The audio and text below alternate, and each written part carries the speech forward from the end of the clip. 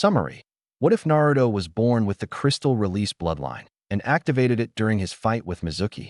How will the shinobi world be affected by a crystal using Naruto? Somewhere far away from Konohagakure, she lifted a camellia to her face and took a deep whiff. She moved over the scattered bodies and wiped the blood off her kunai. She never tossed a look behind her as the sounds of battle drifted behind her. She let a tear escape her eyes as she watched her home village become soaked in red. She held herself as she tried blocking out the screams of the women and children. She wanted this. She wanted to be accepted. This was a chance of a lifetime. It was worth a few lives, or that's what she kept telling herself. Back in Konohagakure, Naruto's eyes were pierced with light as the sun peeked into his bedroom. His ocean blue eyes shot open as he shoved the covers off him. Unfortunately, he trapped over his feet, causing him to crash into his door with a yelp.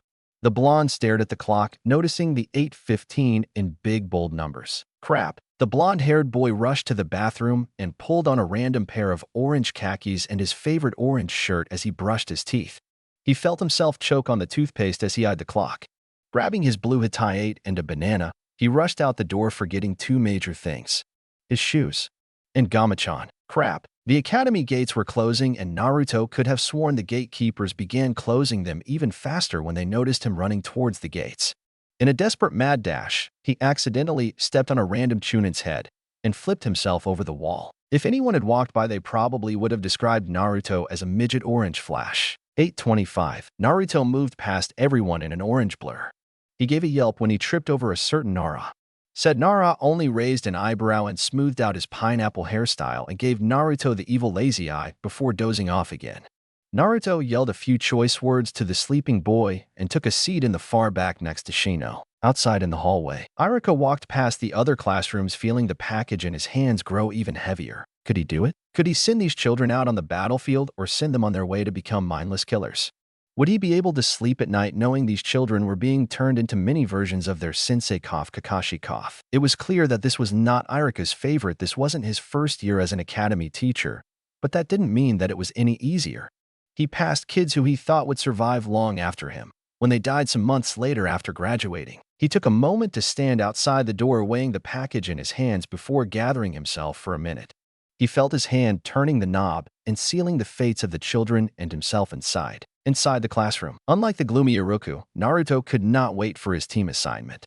Shino compared the Bond prankster to a 5-year-old child high off 6 bottles of Coke with a dash of sake mixed in. The moment Iruka walked in, Shino swore that Naruto's face went still and those blue eyes softened and mellowed for a second, but Naruto flashed Shino that foxy grin of his when he noticed him staring. "Good luck, Shino-san," Naruto said. "Good luck to you as well, Uzumaki-san." Down in the front, Iruka mused to himself, watching each face before reading off the team assignments.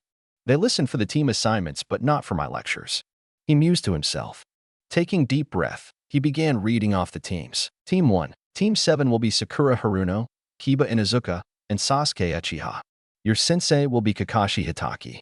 Team 8 will be Naruto Uzumaki, Shino Aburame, and Shikamaru Nara. Your sensei will be Asuma Sarutobi. Team 9 is still active, so we'll move to Team 10. Team 10 is Choji Akimichi, Ino Yamanaka, and Hinata Hyuga. Your sensei will be Karina Yuhi. I wish everyone the best of luck. Flashback. Naruto's eyes widened as a shadow hovered over him with a pained smile on his face. Neither person missed the big thump that came mere seconds after. Iruka-sensei? Why? Iruka only smiled gently at the boy beneath him. He ignored the pain in his back, choosing to focus on the dark chuckle behind him. Run, Naruto. Mizuki eyed the scene before him with disgust as Iruka threw himself in front of the demon boy. However, he didn't stand idle as the little punk ran off into the woods. He chuckled softly as Iruka pulled the shuriken out of his back. I don't know why you're helping him, Iruka. He's nothing but trash. And like all trash, it's got to be taken out eventually. I need that scroll. He watched as Iruka shook his head. Iruka faced him with a look of determination in his eyes and straightened himself despite the pain in his back. Naruto's a lot of things, but trash isn't one of them. He's smarter than what people give him credit for. If I were you, Mizuki, I'd leave the boy alone. Mizuki only growled and took off into the woods with Iruka right behind him. Naruto came into a clearing and looked behind him with a sense of dread as he heard footsteps behind him. He saw Iruka come from the trees and signed a sign of relief. Naruto gripped the scroll tighter as Iruka's smile seemed to darken. You little brat. I'll dash. Mizuki was caught off as Naruto kicked him back. Naruto went up in smoke as Irika was revealed. This only served to make Mizuki even angrier. First you get in the way, and now you're in the way, Irika. I've told you before, Mizuki. Naruto is a future shinobi of this village. I'm not going to let you touch a hair on his head. Despite his words, Irika fell to one knee. He stumbled to his feet before faltering again. Taking out another Fuma shuriken, Mizuki threw it with a frustrated yell. What neither shinobi didn't count on was a blonde-haired soon-to-be shinobi joining the fight again. Multiple shadow clone jutsu. Groups of orange boys slammed into Mizuki in every direction, which resulted in the Chunin being pummeled into the ground by Naruto's clones. Irika watched Mizuki be overwhelmed by the clones and fall to the ground moaning in pain.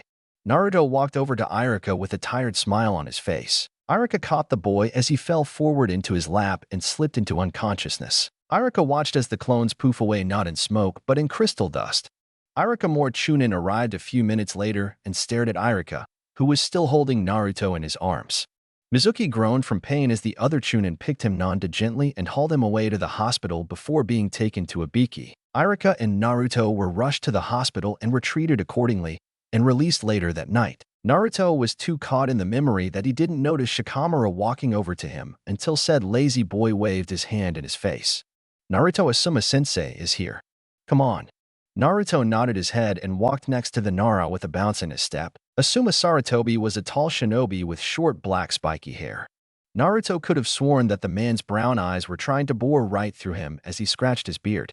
Shikamaru did a small sign next to him, meaning he felt the same way. It's a good thing Naruto learned how to speak Nara. All four of them walked up the stairs in silence until they reached the roof. To be honest, Asuma didn't know what to say to them. Hi. Hello. What up? Well, here goes nothing. He thought, well, why don't we get to know each other? All three boys stared at him with either a blank look, irritated sign, or a beaming smile. I'll go first. My name is Asuma Saratobi. I like to play shogi. I like eating sausage and soba with Toraro. I dislike perverts and people who put others down. My dream is to marry a certain someone and help you guys reach your dreams. Your turn, Bug Boy. If Shino was offended in any way, he didn't show it outwardly. My name is Shino Aburame and not Bug Boy. I like collecting and studying new insects. I dislike people who kill insects or treat them unfairly. Why, you ask? Because they are also living creatures.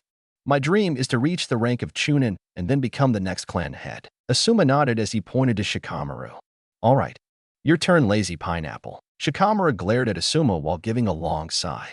My name is Shikamaru Nara. I like sleeping and cloud watching. I dislike people who disrupt my sleep and people who. My dream is to live an average life, marry an average girl and have a girl and boy in that order. Then watch my daughter get married and my son become a successful ninja and then die of old age before my wife. Asuma nodded again, albeit a little more slowly as he turned his attention to Naruto.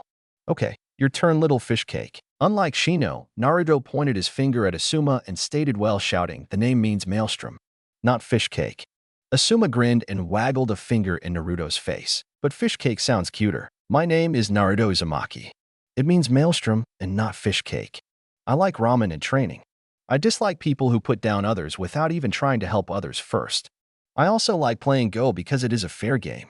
My dream is to become Hokage, so that people would recognize me for me and not for someone else. Again for the 100th time, Asuma nodded before handing each student a piece of paper. All right, since the introductions are over, your first test is tomorrow. Test. Insert loud groan from our resident fish cake and lazy pineapple. Yup. Meet me at training ground 25 at 8 o'clock sharp. Also don't eat breakfast or you'll throw up. With that, the bearded smoker left via Shunshin, leaving the three soon-to-be ninjas alone. I'm hungry. Anyone up for ramen? Asked Naruto.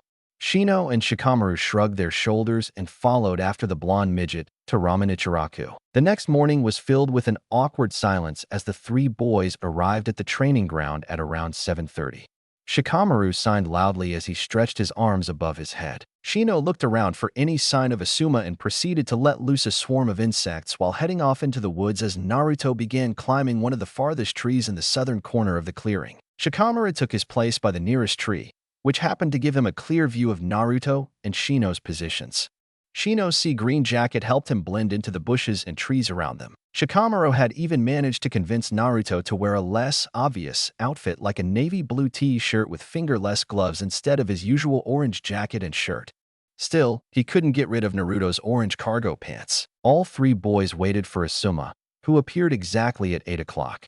Surprising enough, they didn't notice him sitting in a nearby tree eating breakfast. Shikamaru and the others watched Asuma survey the area as he only spotted one of his future students.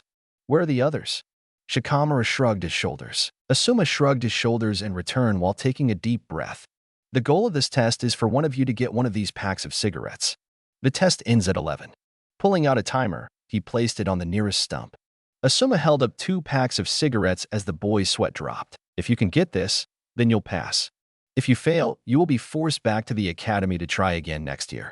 Asuma did not miss how Shikamaru narrowed his eyes and yawned at his words. Asuma raised his hand. Begin. Asuma was not disappointed as Shikamaru signed before charging at him, while Naruto and Shino stayed in the shadows. Shikamaru threw a few kunai at Asuma's feet, where they exploded shortly after. When the smoke cleared, Shikamaru was gone, but so was Asuma. Asuma cleared his throat as he spotted Naruto hiding behind the farthest tree. Appearing before the former academy student, Asuma's eyes widened as Naruto grinned at him. He turned into smoke as shuriken came out in every direction. Asuma dodged each shuriken but did not see the foot coming until it connected with his face, which revealed it to be a clone. Why aren't you guys sneaky? Shikamaru and Naruto glanced at each other as Asuma charged at both of them. Asuma smirked as Naruto fell back as Shikamaru engaged him again, drawing more kunai. Not falling for that same trick again. Asuma pulled Shikamaru's arm and flipped him over, but not before Shikamaru tapped his shoulder. Naruto charged towards Asuma, but was knocked out when he threw Shikamaru into him. You guys just can't charge in me and think I'm going to fall for it. Quite true. Why, you ask? We thought of something else, said a calm voice. Asuma's head turned behind him as he watched Shino stare at him with his hands in his pocket. Asuma was about to question him when he felt it. He began squirming as his whole body began to feel on fire. Shino shook his head as Asuma began shaking off the bugs but did not notice the small tap in his pants. Asuma was suddenly held still as Shikamaru smiled at him. Not bad, but dash. Rearing. All 4 heads looked towards the timer as it went off. You don't have the packs. On quite the contrary, Asuma-sensei. We have both packs. Asuma felt his pockets as Naruto cracked his knuckles and neck in front of him with a grinning threatening to split his face open. You should be more careful, Asuma-sensei. Naruto held out 2 cigarettes packs in his hands, waving them in his face. How did you dash? Shikamaru took a deep breath. While we were eating yesterday at Ramen Ichiraku, we came up with a plan. We figured that you were going to focus on one of us at a time, so we based the plan around that. We had Shino use his insects to slowly creep on you while Naruto and I distracted you. When I tapped you on your shoulder, I left a very small Naruto on your shoulder. The other Narutos that you were fighting were clones. When Shino came out and distracted you, I grabbed the packs. Smart, huh? Asuma rubbed his neck as the boys smirked at him, even Shino. There are only 2 packs though. One of you is going to be sent back to the academy. Decide. Now, that's highly improbable. Why, you ask? Teams usually work better in groups of 3. Splitting us up would be highly improbable. Shino stated. Naruto and Shikamaru nodded. Asuma signed. He has been doing a lot of that lately. Fine. I guess all I have to say is, you pass. What a drag. Naruto and Shino's sweat dropped as Asuma chuckled at Shikamaru. Shino was right. This test was about teamwork, and that's something many people forget about. I'll meet you guys here tomorrow for our real team meeting. Jana. Asuma shunching out the clearing. Why can't he walk out like a normal person? Asked Naruto. The Hokage was an old man. He was assumed to be wise for his age. A veteran shinobi. That did not mean he wanted to be responsible for every little thing that went wrong, or the paperwork. Luckily, he had Irika helping him out, since the academy was closed for the summer. Hiruzen lifted his head as Asuma and the other Jonin reported in for the upcoming and hopefully short meeting. All right. What are the results of the new teams? Team 1, failed. Team 2, failed. Team 3, failed. Team 4, failed. Team 5, failed. Team 6, failed. Team 7, passed. Silence ranged through the room. Kakashi lifted his head, repeated his answer, before looking at his Ika book again. Team 8, passed. Everyone gave Asuma another glance as he repeated his answer. What? The 3 of them worked well together. Moving on, Team 9 is still rotation, so we'll continue to Team 10. Passed. Hiruzen smiled at hearing the results. Granted, he wished more students had passed, but if they were not ready, then there was no need to push them any further. Haruza nodded to everyone as they were dismissed. Things were starting to get interesting. Later that same day, we did it. We did it. This causes for a celebration. Both Shino and Shikamaru didn't know what celebrations Naruto was talking about. But it couldn't be that bad, could it? You little brats. Get back here. What a drag. No one spoke as the merchant ran past them, as all three boys hid under another cart. Naruto giggled as the merchant ran towards them, but never noticed the rope in front of him. Shikamaru even cracked a smile as they pulled the rope in opposite directions, making the man trip in a mud hole. All three Genin laughed as the man moved around to no avail. This is one hell of a celebration you guys are having. Shino's eyes widened as both Shikamaru and Naruto were hoisted up into the air by a hidden rope. Shino didn't even make it 3 steps before he found his arms bound behind his back. Isn't it a little rude to humiliate others like that? All boys looked up as Asuma approached them. Behind him was a woman in her mid-20s to early 30s with shoulder-length, untamed black hair. Asuma could see that her piercing red eyes held amusement in them as Naruto and Shikamaru struggled to get down. This wasn't planned, believe it. Naruto thought as Asuma let both boys down with a sign and shake of his head. Now apologize. Kurenai laughed as all three boys bowed their heads to the merchant who wiped his face off with a handkerchief and a scowl on his face. We're sorry. It won't happen again, believe it. At least not to you. Later that afternoon, can you believe those guys? With Naruto, I expected him to do something like this. But Shino? Shikamaru? I never imagined something like this was possible. Asuma shook his head. You of all people should know that you shouldn't judge people by appearances, Asuma-kun. I know, but I'd expected all of them to behave a little more mature now that they're Genin. Kurenai laughed bitterly. Did any of us behave more maturely when we became Genin? I did. Liar, liar, pants on fire. I'm just saying. Where did my cigarettes go? Kurenai, did you touch them again? Asuma growled as Kurenai pulled a sticky note off Asuma's back. Smoking isn't good for you. With love, your mature Genin team. Boys. Next morning. Listen, boys. I know we had quite the misunderstanding yesterday. I was trying to help you guys stay on the right path, but you all had to ruin it by taking my cigarettes. Which was dirty, by the way. Still, that was in the past, and today is a new day. So drop and give me 100. Shikamaru moaned as Asuma pressed down on his back with his foot. He grunted as more pain shot through his spine as he pressed harder with his other foot. Shino and Naruto wasn't faring much better. After this, you ladies will run 5 laps around the training field. What about missions? Shino asked. Shino began running around the training ground with Shikamaru as Naruto did a few more push-ups for good measure as he joined the others. Team 8 was a new team with no experience with the outside world whatsoever, so it was understandable that Asuma would tough them up first before they had their first mission. Can you dodge a spinning kunai? No. Can you breathe underwater? No. No one can. Shino thought as he shared a look with the others. Can you stand on burning coal and feel no pain? No. Then you're not ready for missions. When you meet one of those 3 conditions, then I might consider it. So, in other words, never? I didn't say that. It's just unlikely that you guys are ready to be on a mission so soon after graduating. Kakashi-sensei already has his team doing missions. Naruto pointed out. Well, I'm not Kakashi. I want a well-trained team before we start missions. That's a perfect excuse. Shikamaru added in his 2 cents. All of you better keep running before I change my mind and send you back to the academy stat. Sir, yes, sir. 2 months later. It had been 2 months, and Naruto's team had gone on a total of 20 D-rank missions. The term mission was used lightly since Naruto didn't consider washing an old man's underwear to be a mission for a genin of a ninja village. The one thing that all 3 boys had agreed on was that Tora the cat was either not from this world or its owner was bored as hell and liked watching children catch it for her. Many other genin had suspected the latter, so it wasn't a surprise one day when a certain blonde-haired person and his team broke. Your next mission will be catching Tora. He was last seen near the hot springs. Good luck. Sarutobi had only gotten to finish his sentence before Naruto fainted in Shikamaru's arms. Please, no more. This nightmare never ends. The other members of Team 8 could only roll their eyes as the blonde genin locked eyes with the Hokage. Please, no, damn. Naruto's head and hopes fell in despair. 5 minutes later. All right, is everyone in position?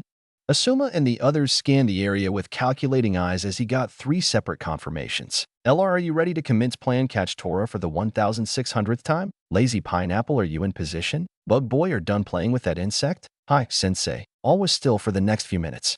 The air was tense and serious as the LOR walked in front of Tora. Said cat immediately began running away in the opposite direction, but found that she couldn't move her legs. Shikamaru smirked as Naruto carefully approached Tora. Come on, Naruto. You're not scared of a tiny cat, are you? Naruto only glared in response as Tora started hissing at the blonde. He showed Tora both hands palm side up as he approached it slowly.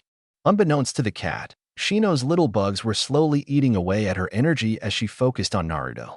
Tora was beginning to notice that her vision was getting foggy and muddled. Shikamaru loosened the jutsu slightly as Naruto took another cautious step. Bird, dog, serpent, ram, earth release, hexagon prism prison. Iruka stared at Naruto in amazement as he held up Tora encased in an orange hexagon prison.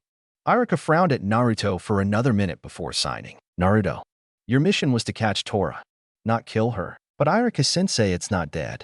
It's just tired. Look. See? Sarutobi gave a small smile as Naruto shook the prison like a snow globe. Still, when the fire daimyo's wife came through the door, the cat felt glad to be inside the prison. After spending a few minutes of lecturing the students about respecting their clients and trapping their favorite cat in an orange prison, she went on her way. It was still light outside, so Sarutobi began looking for another D-rank mission before Asuma spoke up. Hokage-sama, with all due respect, I think my students are ready for a C-rank mission. Silence. Everyone stared at Asuma as he took another second to smoke. They have excellent teamwork, and I think this would be a good time for them to begin getting experience outside the village. Now he tries to be a sensei. How great. Naruto thought as he folded his arms. Why didn't he say anything before this mission? Sarutobi smoked for another minute on his pipe, before nodding his head. Iruka stared at the Hokage in shock as he pulled out a green folder labeled C. He observed each Genin's face as he handed the mission folder to Asuma. All three boys were tired, but determined to move on to a higher rank. Very well then. Iruka-san, please bring him in. Iruka left the room in a flash of smoke. A few minutes passed before an older man walked into the room, obviously drunk. The man was in his late 50s, had gray hair with a thick beard to match. He had dark eyes and used them to look over teammate, a slacker, a runt, and a creepy child. Isn't there anyone else left? The male had a gruff voice as he took a few steps back as Naruto's teammates held him back. Let me at him. I'll give him a black eye. I'll show you a runt. You already have Naruto. He's looking at you. Shut up. Shino's shoulders heaved for a moment, before all three boys started laughing. The Hokage smiled softly at them, thinking of his own Genin days. Sarutobi assured Tazuna that despite their young age, Team 8 was a force to be reckoned with. Not to mention that Asuma was an experienced shinobi and could handle any problem that came their way. All right, team. We'll meet with Tazuna in the morning and get a move on then. Am I clear? Sir, yes, sir. Still no runt. Drunk man must be off his meds. Naruto and the others were at the Konoha gate early the next morning. The only problem was that teammate's client was nowhere to be found. Ludicrous? I know. Naruto was pacing back and forth, mumbling under his breath. Don't tell me you're still mad at Tazuna for his side comment that he made yesterday? Shikamaru laughed. Naruto had a good half mind to hit Shikamaru upside the head, but decided against it. It's not worth it, he kept repeating to himself. For this mission, Naruto had packed a few extra shirts and pants, with an extra set of kunai and shuriken. Naruto's current outfit consisted of a pair of baggy black pants, with a black and orange shirt. His trademark orange jacket was tied around his waist due to the hot weather. Still, despite the hot temperatures, Shino refused to take off his jacket. Shikamaru shook his head as Naruto argued with Shino to take off his jacket. You're making me hot, Shino. That's very unfortunate, Uzumaki-san. What a drag. 5 minutes later, Asuma and Tazuna arrived at the gates 5 minutes later, bewildered by the current scene. All three boys were sitting calmly sipping tea, like they had all day to wait for their late sensei and client. Still, it was a very comical sight.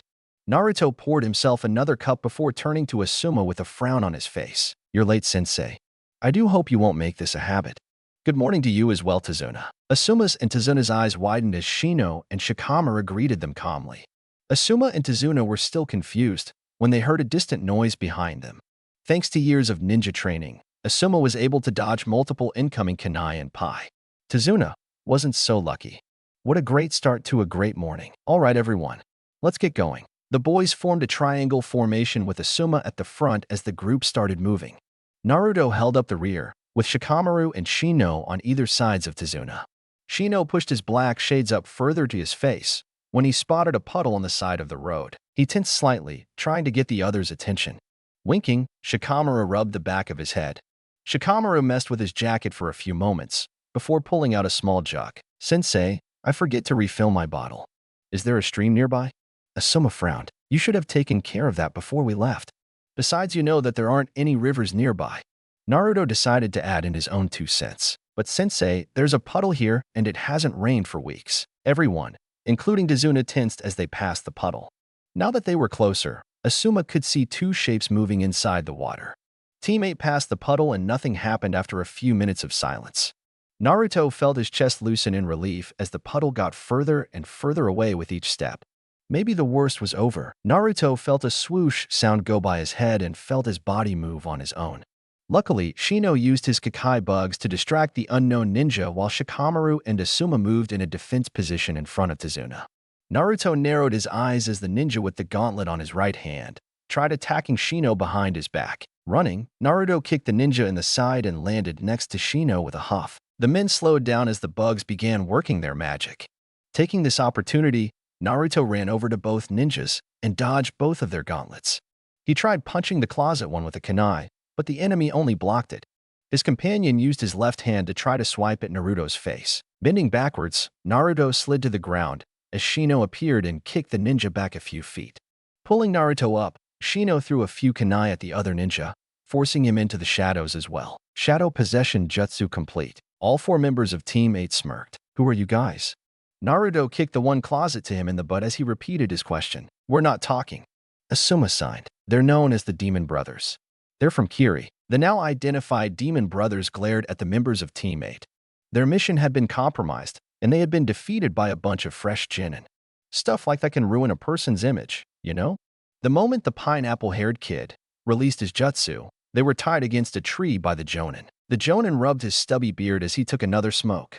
He tightened the ropes as he repeated his question. Why are you here? I thought you worked only in Kiri. He inspected them more closely and found their headbands. Scratched out. Now that's interesting. Why do you think we're here?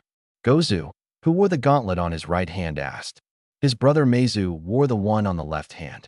Gozu spat in Asuma's direction as the ropes squeezed him tighter. That is just rude. I didn't want to do this, but that kid right there. Asuma pointed to Shikamaru. He's part of the Nara clan. Unless you guys want to be strangled in the worst possible way, I suggest you cooperate. We're not scared. Shikamaru cracked his knuckles for added effect as shadows seemed to surround him. Gozu and Meizu's eyes widened. Did I mention he has a very short temper? Half an hour later, teammates stood around Tazuna wearing different levels of emotions. All of them were ranging from pissed to lazy. Tazuna shook his head as he told the team of the troubles that Wave had been experiencing. Please, if you won't do it for me, then please do it for my grandson. Silence. My sweet poor grandson. You couldn't possibly want him to grow up and become a pathetic old man like me, would you? He watched the team's expressions. Naruto rubbed his chin thoughtfully. That's true. You are pretty pathetic. The others nodded. All right, Tazuna. We will help you save Wave. Asuma ordered Team 8 to get back into the triangle formation as they continued moving along the road. The next day, the team came across a river later that afternoon. Tazuna and Team 8 had been quiet the entire way, locked away in their own thoughts. Everyone was on edge since the last ambush. Naruto and Shikamaru had switched positions during this time as well. A rustling in the nearby bushes caused everyone to tense, as Shino tossed a kunai in that direction. Unlike the others, Tazuna's visibility relaxed as a scared white rabbit walked out. Naruto and the others relaxed as well for a moment, before Asuma pushed everyone to the floor. It wasn't even a second later when a swishing sound passed over their heads. A sharp blade passed through 5 trees before making it halfway through the 6th. A pale man stood in the trees above them, smirking even though they couldn't see it beneath his bandages.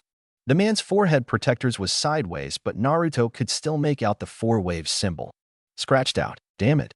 Asuma placed himself in front of the others, giving them a chance to stand up again. Out of the corner of his eye, Asuma grimaced as he noticed the boy shaking. If it was from fear or anticipation, Asuma couldn't tell. Stay focused, everyone. This guy is the real deal. The man in question only cocked his head to the side, grabbing his blade out of the tree, showing a big dent. Naruto felt his breath catch in his throat as the man's voice appeared from everywhere. I feel honored that the son of the professor knows of someone like me. Hand over the old man, and I won't send your beloved father his son in a casket. The voice was gruff and held a certain sadistic edge to it. Naruto felt a clammy hand placed on his shoulder, and in his panic he turned around, coming face to face with Shino. "Calm yourself, Naruto. Everything will be fine."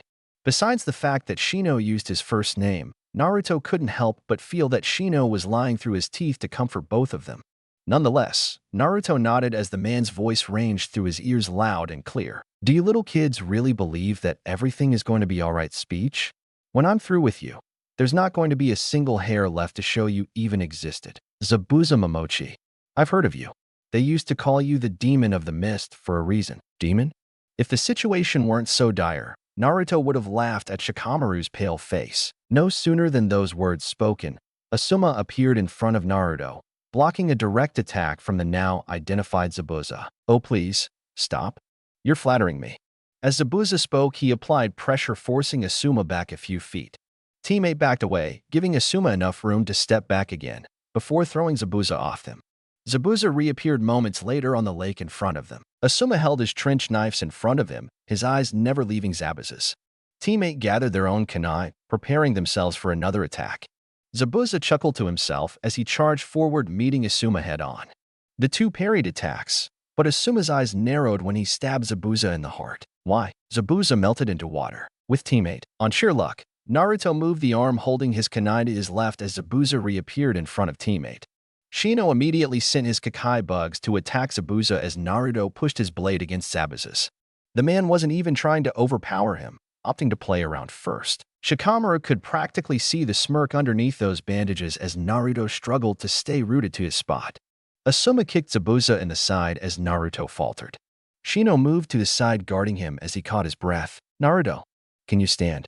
Naruto glanced at Shikamaru and nodded as he caught his breath. With Asuma and Zabuza, "Tell you what, Sarutobi, if you let me kill the old man, I'll spare those kids and kill you instead. I have a better idea. We all survive in one piece and we keep our client."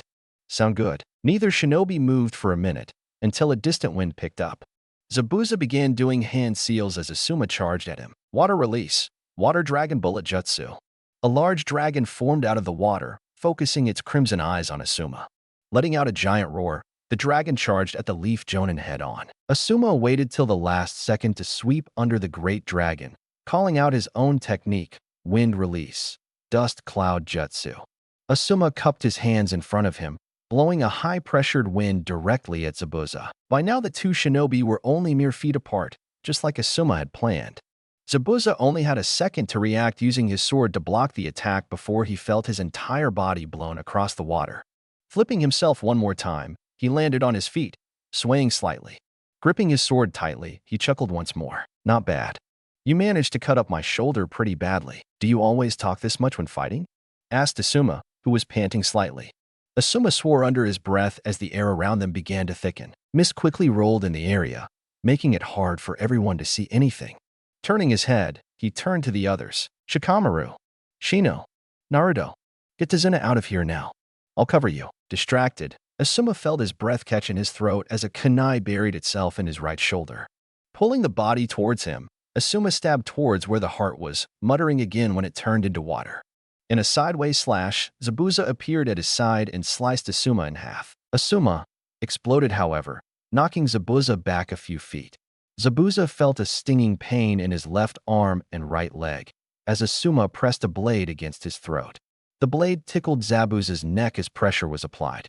The blade cut through the bandages surrounded around Zabuza's neck like paper. Zabuza pressed himself against the blade, exploding into water. Asuma covered himself as the clone burst, before he felt himself covered in water. Not even realizing he had closed his eyes, Asuma found he wasn't covered in water, but surrounded by water. "I hope you like this technique. It took me a while, but it worked." Glancing to his right, Asuma saw Zabuza holding the prison with his hand.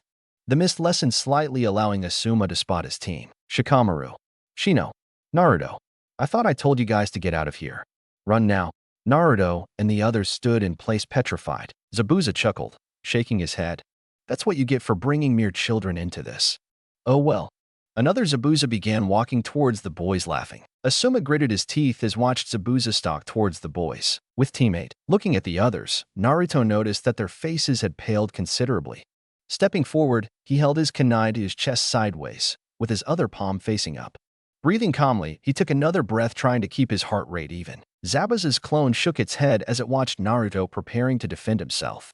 Springing forward, he was surprised when he felt himself stopped cold. The other boy held his fingers together, panting harshly. Naruto ran forward, tossing his kunai at Zabuza, aiming for the heart. The clone broke free of Shikamaru's jutsu, dodged to the left, continuing his charge. Naruto's eyes widened as the man ran past him, pulling out two kunai, and aimed at Tazuna. Shino moved in front of the blades, deflecting the first, and missed the second. Shikamaru moved in front, catching the blade in his left shoulder. He grunted as the kunai buried itself deep. The boys ignored Asuma's pleas for them to run, as Zabuza charged again. Shino's bugs swarmed themselves around Zabuza, but he acted as though they didn't exist. He struck a punch at Shino, who moved to the right, trying to sweep Zabuza off his feet. Grabbing his foot, Zabuza threw Shino in the surrounding forest, efficiently knocking him out. Distracted, he didn't notice Naruto until he felt a cold hand on his shoulder. Zabuza caught a glimpse of orange before he felt two legs surround themselves around his neck. Naruto tightened his grip, hesitantly stabbing the clone in the back. The clone grunted, before melting back into water. The real Zabuza whistled as Naruto turned to him. He made a come here motion, taunting the boy. It seemed to work as Naruto charged at Zabuza. Pulling out a Fuma Shuriken, Naruto threw it at Zabuza. Zabuza moved to block the kunai by easily deflecting it with his sword, but hesitated when the shuriken turned out to be another Naruto. Slicing through the boy, Zabuza was surprised when he turned into smoke. The forest was quiet as the smoke cleared and Naruto was nowhere to be found. Two kunai appeared from two different directions, forcing Zabuza to release the prison. He wasn't able to move 2 steps before he felt something encase his feet to the water. Asuma immediately put distance between the two, landing to an equally surprised Naruto. "Naruto, how did you dash?" Asuma was caught off as Zabuza hacked through the crystallized water with his Kubikura Bocho. Zabuza stared at Naruto for a moment, raising his sword again. He charged at Asuma, but changed his direction at the last minute. Asuma cursed as watched the sword nearly cleave Naruto in half. Nearly. A wall of crystallized water blocked Zabuza's sword cold. Seeing his chance, Asuma grabbed Naruto while throwing kunai at Zabuza. Grabbing his sword from the wall, Zabuza avoided all but one kunai, which planted itself in his other arm. By now, all the shinobi were panting from either exhaustion or pain. Zabuza stilled suddenly as Senbon launched themselves in his neck, instantly killing him. The man hit the water with a huge splash as a boy no older than Naruto's age appeared. "Thank you for tiring him out. I'm Dash, from Kiri. You must be one of their hunter Nins, correct?" The boy nodded. Grabbing the body, the hunter Nin quickly vanished, leaving Team 8 alone. Asuma and Naruto met Tazuna and the others back on the land. Shino had regained consciousness 5 minutes ago, opting to help Shikamaru get the blade out of his shoulder. Asuma swayed on his feet, glancing at Naruto, saying, "Naruto, we have to talk later." With those words, Asuma promptly fainted onto said student. What a drag. Half an hour later, Naruto and Shino carried the exhausted Asuma on their shoulders, grunting every few minutes under Asuma's weight. Tazuna, who only had the biggest scare of his life, was supporting Shikamaru's uninjured arm. At least he was still alive and breathing. Teammate and Tazuna had seen what Naruto had done to the water, but no one knew what to say. Naruto glared at his sensei as he remembered how the man had fallen on him after the fight. Naruto himself was exhausted, but at least he was still able to walk. According to Tazuna, his home was not too far from wherever they were, so the boys just ignored their grumbling stomachs and aching bodies and followed the man. When Tazuna started picking up the pace, they assumed they were close. Naruto signed as Asuma seemed to grow even heavier. Or was he just that tired? Tazuna stopped within 2 steps of one of the biggest houses he had ever seen. A woman around 5 feet 2 inches with long ebony hair ran out of the house, passed by Tazuna without a single glance, and immediately inspected Asuma. "He'll be all right. He's just exhausted from our previous fight." The women nodded and surprisingly helped carry Asuma into the house with Shino. Shikamaru and Naruto were busy supporting each other as Tazuna showed them to their rooms. Naruto crashed onto the nearest bed in the room, snoring lightly. The others' sweat dropped, but took a much-welcomed rest themselves. Later that day, by the time Naruto had woken up again, it was dark outside. The room was empty, but there were lights on downstairs. His limbs were sore and were screaming at him to lay down as he trudged down the stairs. The woman from earlier guided him to the table, where Shikamaru and the others were already stuffing their mouths with food. Naruto sat between her and Shikamaru. She placed a miso ramen in front of a drooling Naruto. Naruto gulped his ramen down his throat and helped himself to the rest of the pot. Shikamaru and Shino knew better than to mess with Naruto when he was hungry. "This food is delicious, ma'am." Naruto nodded vigorously, still slurping the ramen. "Please call me Tsunami. I must thank you for protecting my father. He can be a real handful sometimes." Shino waved her off. "As boys of our word, we refused to abandon him. We were just doing our duty, Tsunami-san." Tired and full, Naruto laid his head on the cool table. Asuma was still in bed recovering. Tsunami had already fed Asuma while Naruto was sleeping. Tsunami had informed Naruto that Asuma's room was the second one on the right. As Naruto trudged up the stairs, he thought about what had transpired earlier. He hadn't meant to do whatever he'd done. Those crystals had appeared on their own, but at the same time they had felt like they were a part of him, as if they were a mere extension of his arms or his body in general. Still, he couldn't feel anything now. When the crystal wall had appeared in front of him, he felt cold. Not freezing cold, but just colder than normal. Asuma didn't seem to notice this when he grabbed Naruto, but they were in the middle of a fight. When Naruto popped his head into the room, he saw his sensei laying on the bed wearing bandages all over his body. At least the man was still alive. That thought reminded Naruto of Zabuza. He was probably the strongest opponent that Naruto had ever faced in a real fight to the death. The man enjoyed seeing Naruto and the others shake and squirm with fear. Naruto clenched his fist. Their lives were a game to him. He didn't really care about slaughtering them. He just liked seeing them scared and wetting their pants. Naruto had felt the man holding back as they crossed blades. Naruto felt his body getting colder as he leaned against Asuma's now closed door. Naruto found his way to his own room, his head now swarming with pain. "I must be really tired," he thought as he laid his head on his pillow. As Naruto felt his anger for Zabuza go away, his body began to heat up again. Downstairs with Shino and Shikamaru. "It looks like I win." Shikamaru stared at the board and then at Shino. In a tired huff, Shikamaru messed up the board pieces and threw the board across the room. Someone was a sore loser. "I'm going to bed."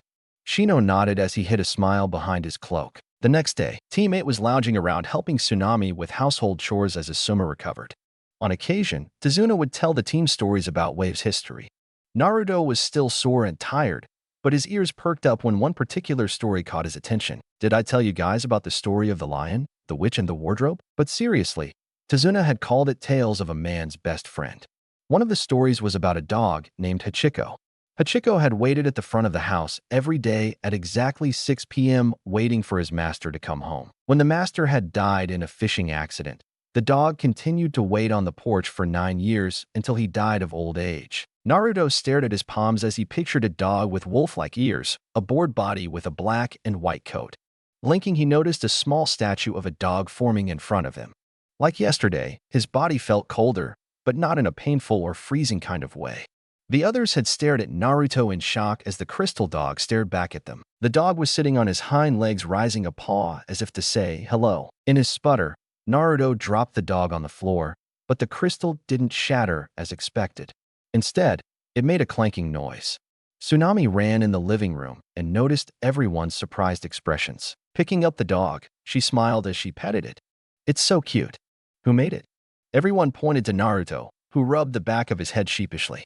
Tsunami handed the dog to Naruto, who accepted it hesitantly. "How did you do that?" "I have no idea." Later that night, after Naruto's crystal dog accident was over, the day had pretty went as normal as a day with Teammate could be. For the rest of the afternoon, Naruto tried to create another animal, but nothing happened.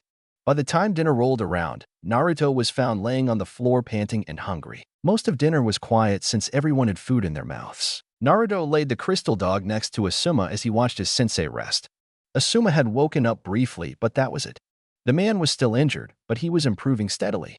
Naruto thought back to what Asuma had said about them having a talk later. If Naruto was honest with himself, he was worried, but his body shook with anticipation at the same time. Naruto sighed as the dog glittered in the moonlight.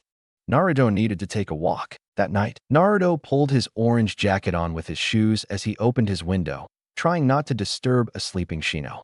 The air was cold and brisk, but it didn't deter Naruto from jumping off the windowsill. He probably should have asked for a map or something because he had no idea where he was walking. He found himself by the dock 2 hours later as the moon glared down at him. He continued along the docks before he stopped at a nearby beach. He stared at his reflection and sat there thinking about the past few days before he found himself asleep on his makeshift sandy bed. Next day morning, Naruto woke up with a start as water came crashing down on him. At first, he was mad and thought that someone had threw a bucket of water over him, when he realized that it was only rain. He stared at the now soggy sand for a while, before pulling himself up. He noted that there were no fishermen out today, probably due to the weather. His clothes were drenched and heavy, but he felt lighter than before. Shrugging his shoulders, he sprinted to Tazuna's house as thunder began rumbling through the pouring skies. Tsunami had yelled and fretted over Naruto and his wet clothes as he knocked on the door. Tsunami had went even as far as to slap the back of his head when Naruto claimed she was worrying for nothing. Nothing? You could have died out there. Naruto frowned. Lightning strike. Ingestion of too much water. The flu. Everything. Naruto nodded as Tsunami gave him a list long as her arm. Naruto began to doze off as Tsunami kept droning on about the dangers of the rain. Tazuna decided to save the poor boy when Tsunami started shoving vegetables down Naruto's throat. They weren't even seasoned. Naruto promises to never go out again without telling you again, right, Naruto? Naruto shook his head. I'm a grown man.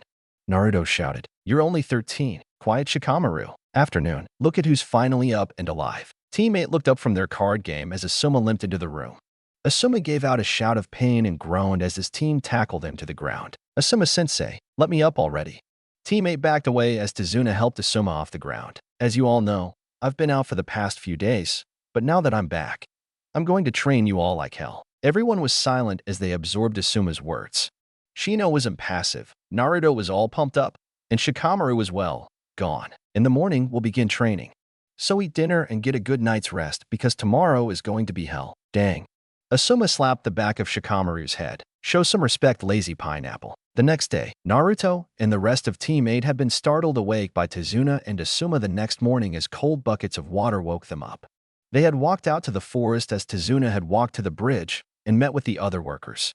Shikamaru had tried to convince Asuma that Tazuna would need protecting, but Asuma wouldn't hear any of it. The team was silent as they watched Tazuna walk to the bridge. Asuma signed as he took a deep breath. Everybody listen up. I have reason to believe that Zabuza is still alive. Chaos erupted among the three boys as they thought about the possibility of Zabuza still being alive. That boy claimed he was from Kiri. Hunter Neens from Kiri always dispose of the body of traitors on sight. So why would he take the body away? Unless he wasn't a Hunter Neen dash, Naruto started, and instead worked with Zabuza. Then this would make perfect sense. Shino concluded. Asuma nodded. Exactly. But he was hurt pretty badly, so he'll be out for about a week as well. By then you guys will be somewhat ready. Naruto pumped his fist in the air and looked at Asuma with a determined gleam in his eyes. Then let's get started. 2 hours and a half later, Naruto moved against his bodies while as Asuma launched kunai after kunai at him. Thanks to years of pranks, Naruto had been nicked only a few times in the arms. What made it harder was that he was doing it while balancing himself on a tree. Before the team had left Konoha, Asuma had taught the group the tree climbing exercise. During that week, they practiced non-stop on just sticking to the tree without either slipping off or making it explode. Shikamaru and Shino watched as Naruto grew tired with a sigh. Naruto fell off the tree with a thud as he got nicked in the arm. Each boy had to do this twice, and this was, thankfully, Naruto's second time doing it. Taking a well-deserved rest, Naruto plopped next to Shino as Shikamaru walked towards Asuma with a grim look on his face as Asuma recovered the kunai. 30 minutes later, Shino. Shikamaru. Continue walking up and down the trees until you can stick to the trees perfectly for 10 minutes straight.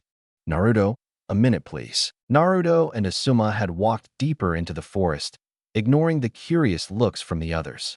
Asuma was silent as the blonde boy stood beside him. Asuma paused at a water clearing. This is it. Naruto thought. How are you feeling, Naruto? Naruto shrugged his shoulders. I could use a bowl of miso ramen, but other than that I'm okay. Asuma chuckled at the response. Naruto, I'm not sure what you did back at the battle with Zabuza exactly. Do you have any idea what it is? Naruto shook his head. Well, we can't do anything about it till we get back home. So until then let's figure out what we do know. Whenever I use it, I internally feel colder. While you were out, I was able to create that crystal dog by your bedside, but I couldn't do it again. Asuma rubbed his chin. So all we know is that your abilities are probably connected to your emotions. You can crystallize water and create cute crystal dogs. That's not a lot of information, Naruto. That only leaves one option. Naruto was about to question this when Asuma started charging at him head-on. Naruto quickly slipped into panic mode as Asuma struck a kick to Naruto. Throwing his hands between his face and stomach, a crystallized wall appeared in front of Naruto, throwing Asuma off guard. So the theory about it being connected to your emotions is correct. Naruto, try to control your fear this time. Try to call on the power while relaxing your body and mind. Naruto nodded as Asuma threw a churka-enhanced kunai at Naruto. Holding his ground, Naruto squinted his eyes as the blade inched closer to him. Suddenly, the blade bounced off the new crystal construction. Instead of a crystal wall, the crystal was a jagged S. It was not as wide as the wall, but it was definitely taller. Naruto panted slightly as Asuma continued throwing kunai, and then started switching it up with kunai and shuriken or different sizes of the weapons. As the sun reached its midpoint, Naruto was beginning to be able to defend himself with ease, while controlling the length and width of the crystal. But Asuma had launched 2 kunai with a shuriken at Naruto as he prepared to defend himself before Naruto saw a 4th shuriken and didn't block it in time. The shuriken had embedded itself in his right shoulder as Naruto fell to the ground panting and clutching his shoulder. Asuma had immediately apologized, but Naruto had waved it off. "It's not like you meant to hit me." Asuma held Naruto down as he pulled the shuriken out. Naruto grounded his teeth as the bloodied shuriken came out. Naruto watched with mild fascination as the wound slowly began healing on its own. "That's enough training for today. We'll pick it up tomorrow." Naruto nodded, exhausted. As the two of them walked back to the others, Shino immediately inspected Naruto's injury. "It's not too deep, but let's get back to the house just to be sure." Tsunami gave Shino the gauze as Naruto pulled his bloodied shirt off. Naruto applied pressure to the wound, watching it heal slowly as Shino continued to wipe the blood away and wrapped the gauze around Naruto's shoulder. "Who knew we had a medic in the house?" "Thanks, Shino. Our team's survival chances increase if a medic is around. Besides, you and Shikamaru get injured all the time, so someone has to be the medic." Everyone laughed. "All right, team, get some dinner and some rest. Tomorrow we're going to be doing a group exercise, so be prepared to get dirty and for anything." "Yes, sir." Next day morning, birds were singing a happy tune, breakfast was being cooked downstairs, and teammate was enjoying a little R&R. The key word being was. Shikamaru jumped out of bed as cold water was poured all over him. Shino's face met cold wood as Asuma flipped the bed over, and Naruto. Let's just say that Naruto wasn't a happy camper this morning either. That's how we found teammate that morning. Cold, tired, and definitely full of life. Okay, so maybe not that last one, but hey, Asuma did warn them. The sun was out this morning, and Tazuna again went to meet with the workers about working on the bridge. In the past few days, many of the workers had refused and outright quit when they had heard Zabuza was in the area. Tazuna had told them it was all right, but on the inside, he was regretting that decision. He only had less than 30 people out of the 1,000 or so who started with him. "Tazuna? How about the boys help speed up the process on the bridge as a warm-up?" Despite their small stature, Tazuna now knew better than to underestimate the boys' potential. Nodding, Naruto began to help some of the men lift the weights, while Shikamaru and Shino helped the others lift and set the weights in place. 2 hours later morning, the weather was still nice out as brunch rolled around. The boys had sped up construction by a day and a half, and Tazuna was more than grateful. However, that still didn't mean that he was going to let them drink, let alone touch his beer. Just like yesterday, Asuma had led the boys into the surrounding forest. Most of the trees were old, but still sturdy, and that's what Asuma exactly had in mind. He gave the boys 3 minutes in order for them to come up with a strategy before he began to lay out the rules. Rule 1. No fatal strikes. Rule 2. No one touches my cigarette unless they want to be sleep out in the forest tonight. Finally, Rule 3. Do your best. Everyone ready? Set. Go. Unlike the Bell Challenge, teammate didn't immediately spilt up. Shino and Naruto ran on the opposite sides of Asuma as Shikamaru threw kunai. Asuma kept a blank face as he easily blocked Shino's punch, and he flipped over, sending him into Naruto. Both boys fell to the floor, popping when a hand gripped Asuma's shoulder. Shino's equally blank stare met Asuma's as he tried locking his feet around Asuma's neck. Keyword: tried. This time, Asuma flipped the real Shino on his stomach as Naruto popped out of nowhere and tried punching Asuma as his back was turned. Asuma kept one hand on Shino holding him down and used the other to grab Naruto, stopping him cold. Shikamaru kicked Asuma in the gut, knocking him back while getting him off his teammates. Helping Shino up, the team stared down Asuma, who had regained his bearings. Shikamaru and Shino threw Naruto in the air as Asuma charged at them. Shino and Shikamaru moved to the side, grabbing one of Asuma's legs. They quickly tied a rope to his legs, nailing it to the ground, moving again as Naruto called out his jutsu. Crystal Release, Dragon Claws Jutsu. Twin blue crystal-like claws appeared on Naruto's arms as he came crashing down in a dive. Since Asuma still had control of his hands, He blocked the first claw with his kunai, but stopped when his vision was covered with insects. Shikamaru stood off into the shadows using his Shadow's Possession Jutsu. Gripping Naruto's other arm, Asuma threw the boy into Shikamaru, who wasn't able to dodge in time as Shino attacked him with another punch as his bugs continued attacking Asuma. Free of Shikamaru's Possession Jutsu, Asuma broke his legs out of the restraints as jumped onto another tree, doing hand signs. Wind release, blowback jutsu. Shino felt his back hitting a tree as he groaned on the floor seconds later. Asuma surveyed the area as he called the match over. Both Naruto and Shikamaru were on the floor panting while Shino was still down for the count. He clapped a few times as they all tried to get their bearings and catch their breath. 20 minutes later, afternoon. All right, team. What went wrong? Everyone sat in silence for a few moments. You went too hard on us for one thing. Naruto laughed as Shikamaru leaned against a tree with his eyes closed. What do you mean I went hard? I used the same strength I always use against you guys. You're improving though, and your teamwork is getting better as well. That's another good thing. When we get back to Konoha, remind me to get you guys a special package. Shino raised an eyebrow. What is the special package? Do you want us to say, Asuma-sensei, don't forget that special package you made us promise about back in Wave? Why you ask? It seems kind of weird. Shikamaru and Naruto nodded. Asuma signed. Just remind me, okay? Everyone laughed. For the rest of the afternoon, Asuma spent the time training the team individuality before switching to someone else as the current person grew tired. Turns out everyone had something to work on. Shino with his speed, Shikamaru with his strength and stamina, and Naruto with his new ability and chakra control. Asuma gave them another 30-minute break before making them have another team exercise. This fight was shorter since they were more tired, but they managed to amuse Asuma nonetheless. All right, everyone, let's head inside. 2 days later, the week had progressed fast and swiftly as Naruto and the others looked out the windows. It had finally been a week, and everyone was tense. The bridge was nearly complete, and now the only thing that had to worry about was catching a cold in Zabuza. The team had decided that Team 8 would take care of any Zabuza's little friends, while Asuma settled the score with the former Kirin. Tomorrow, Team 8 would protect Tazuna while the final changes would be put on the bridge. Currently, the team was resting their muscles for the morning fight. Everyone was eating dinner when the youngest member of Tazuna's family slammed his hands on the kitchen table. Naruto momentarily stopped slurping his ramen as everyone turned towards him. You're all going to die. The boy had spiky ebony hair and dark eyes. He wore a green jumpsuit with a yellow shirt underneath with a simple pair of sandals. Tsunami had made him take off his blue and white striped hat at the dinner table. He had a frown marring his face as Naruto gently set his bowl down. Well, that's positive. Gado's men are going to kill you. Then he's going to kill my grandfather. Just like he killed my dad.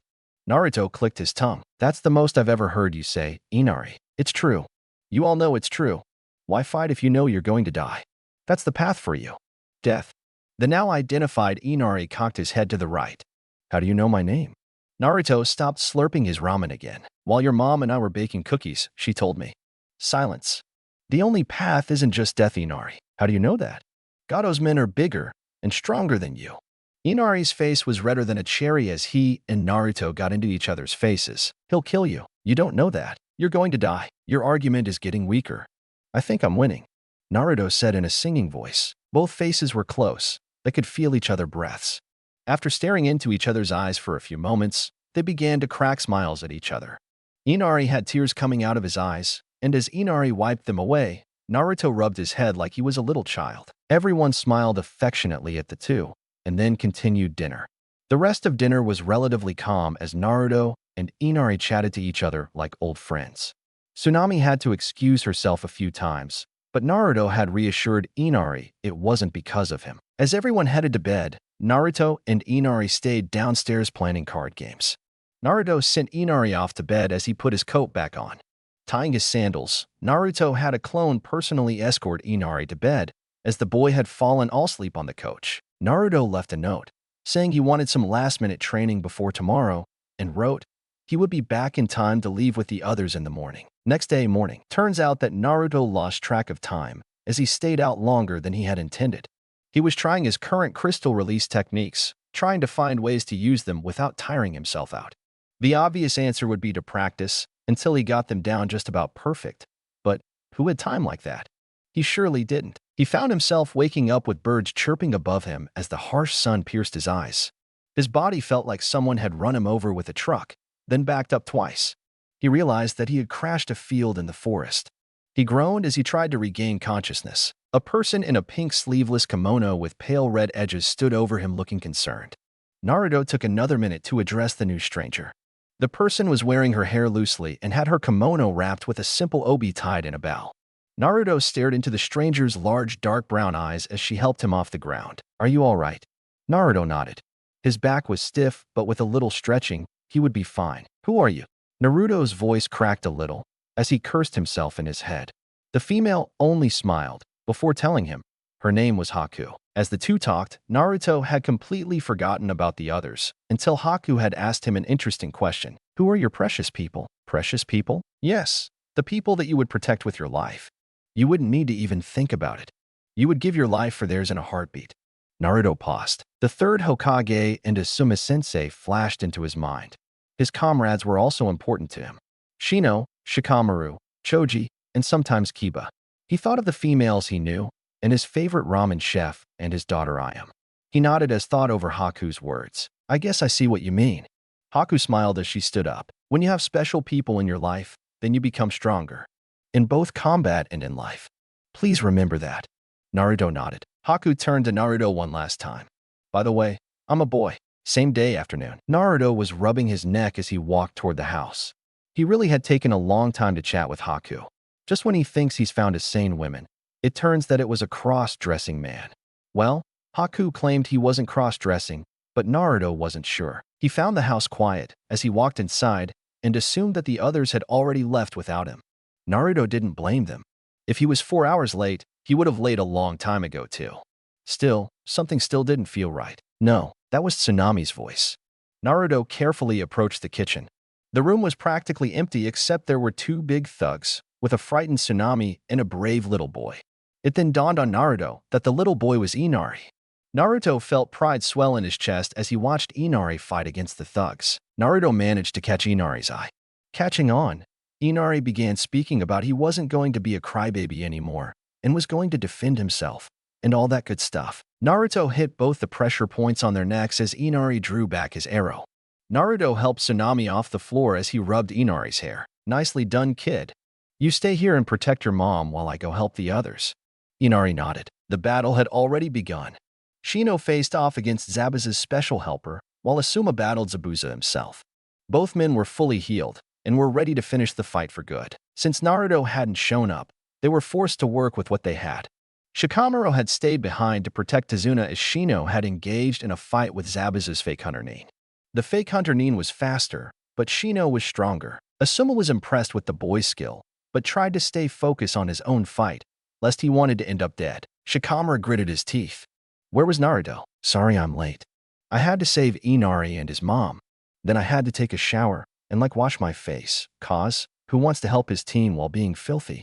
Shikamaru smacked the back of Naruto's head as he appeared moments later. Tazuna signed in relief as Naruto smiled at them. Spotting Shino and the Hunter Nin, Naruto cracked his knuckles. "Let's get started, shall we? With Naruto and Shino." Naruto rushed to help Shino as he faltered. Shino was breathing heavily and his muscles were sore. His mind was working in overtime. The Hunter Nin used his mirrors to dodge Shino's bugs, making them essentially useless. It didn't help that his chakra was running low and he was getting dizzy. His body didn't react in time in order to see the punch heading straight for his face. He waited for the impact before opening his eyes. When did he close them? "Leave him alone. You're my opponent now." The Hunter Nin didn't speak. Naruto kicked the Nin back as he charged at him. The Hunter Nin threw kunai at the still following Shino. Distracted, Naruto moved to help him dodge them. The Hunter Nin took this chance to slip back into the mirrors. He quickly began changing mirrors as Naruto began smashing the ones he kept transferring to. Striking the mirror the Hunter Nin was at, Naruto struck the one next to it at the same time. The Hunter Nin cursed softly as he fell out of the mirrors. Naruto stabbed a kunai into the Hunter Nin's kimono, forcing him to rip his sleeve as he pulled away. The Hunter Nin adjusted his white mask as he moved against Naruto's body. The Hunter Nin's long black hair flowed in the wind as they stared down each other. Shino crawled his way out of the mirrors in order to get out their way. "Good luck, Uzumaki-san." With Asuma and Zabuza, Asuma was having his own problems just like his students were. Except his problem was buff, mean, and definitely a fighting machine. Zabuza wasn't going easy on him either since he was defeated in their last battle. Zabuza and Asuma were trading attacks like crazy, but either of them were even thinking of slowing down. There was too much on the line. Wind release. Great breakthrough. Asuma cupped his hands around his mouth as he pushed his hands in outward motion. Zabuza used his sword to push back against the wind, but his body was still across the water. Is that the best you got? Zabuza called, ripping off his bandages. You still talk too much. Asuma commented. With Naruto, would you please stop throwing needles at me? It's getting really tiring. The Hunter Nin's sweat dropped. Naruto made a grab for the Hunter Nin again when he slipped back into his mirrors. I'm afraid this battle has gone on enough. This has to end. Oh, come on. We were just getting to the good part. Throwing to kunai, the Hunter Nin easily dodged, but felt his eyes widened as his mask was spilled in half. But how did he? Oh. Every time we clashed, I kept breaking a piece of your mask off. I'm kind of surprised you never noticed till now. The Hunter Nin made no attempt to cover his face as it was revealed. Naruto's cocky face was wiped off his face when the Hunter Nin was revealed to be none than Haku. Wow, I didn't see that coming. With Asuma and Zabuza. Asuma bit his lip as he tried, keeping his mind focused solely on his fight. He couldn't help but notice as Shikamaru moved to keep behind in order to protect Tazuna, while Naruto had began to engage with the Hunter Nin. Wait, when did Naruto arrive on the scene?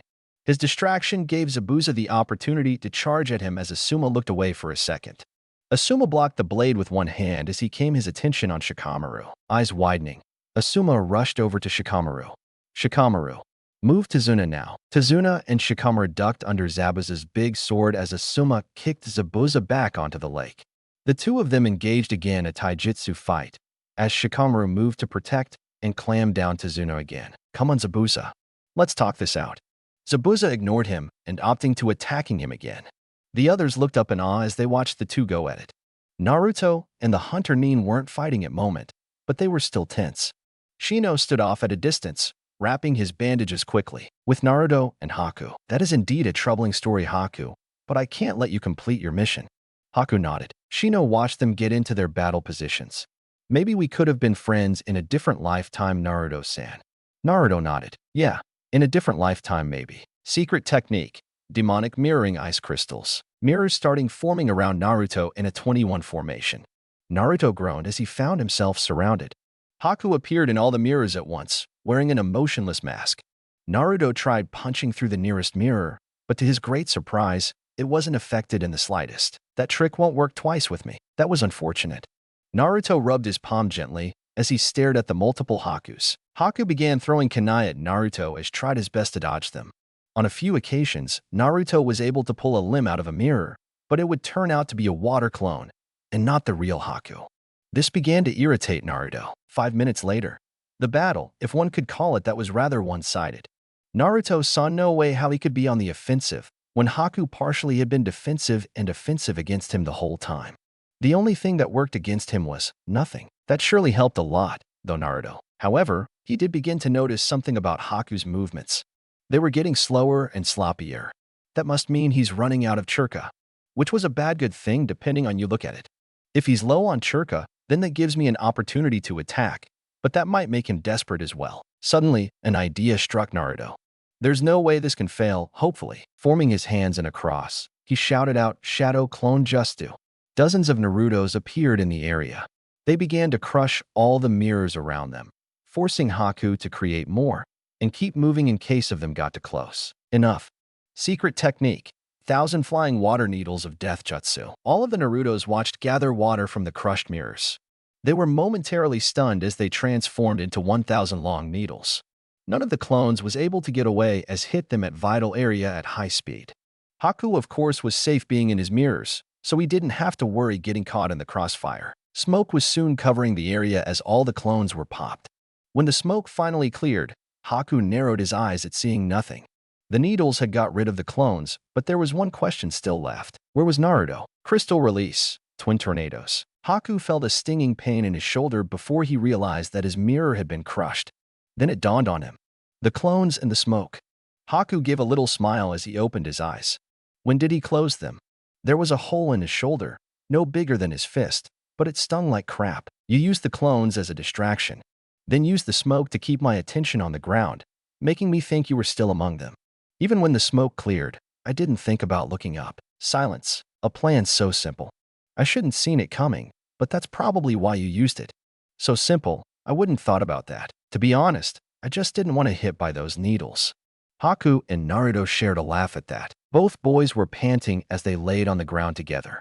Asuma and Zabuza were still going at it, but as far as they were concerned, they were done. That last technique had taken a lot out of both of them.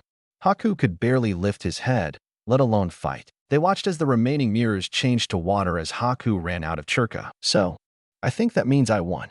Haku smirked tiredly. I just let you win. With Asuma and Zabuza. I can't believe Haku lost to that little shrimp. Zabuza shook his head. Asuma was bleeding in a few places, but Zabuza wasn't fresh either. His shoulder was cut pretty badly. His body was growing tired, but this was the most fun he had in a long time. There was no way he could give up so quickly. He watched as Asuma charged at him head-on. Forming head seals, he began to back up as Asuma sent another strong gust of wind to him. Using his sword to protect him from most of the damage, we was still pushed back. Water release. Water gun jutsu. A torrent of water burst out of Zabuza's mouth, catching Asuma by surprise. Using his hands to block most of the water, Asuma still ended up looking like a drowned rat. His mood darkened as his cigarette got soggy as well. Taking out his trench knives, he began charging them with wind energy. Seeing his chance, Zabuza charged, pushing Asuma back. Asuma used one arm to block, and the other to slash against Zabuza's stomach. It connected and made a bloody gash, but Zabuza only smiled. You're going to have to do better if you think that's going to make me stay down. Zabuza began applying pressure as Asuma flipped backwards. Asuma went in closer a few times, nicking Zabuza in his thigh and legs. They were smaller and less clean than the first gash, but they were still in vital places. Asuma began rolling around on the water, dodging both Zabuza's sword and his jutsu. He launched a kick, managing to catch Zabuza in the chin. Zabuza only grabbed his leg and tossed to the side like a bag of potatoes. Asuma grunted as water flooded his nose and ears. Standing on shaking legs, Asuma coughed up water. Maybe I'll smoke one less pack when I get back home, he suggested. Zabuza only laughed in amusement. That's if you beat me. They began charging at each other when another person entered the area. Zabuza. Both men stopped charging at each other, and Asuma did a backflip for good measure as they turned to face the newcomer. With Naruto and Haku. Naruto and Haku were leaning against each other as they watched Asuma fight Zabuza. On occasion, one of them would make a comment, but for the most part, they were resting. Who knew when they had to fight again? Zabuza. Damn. The two teens watched a short, fat man walk over to their respective sensei. Either one missed all the thugs behind them. One of his arms were in a cast, and Naruto figured the man was either very clumsy or he pissed someone off. He was leaning toward the latter.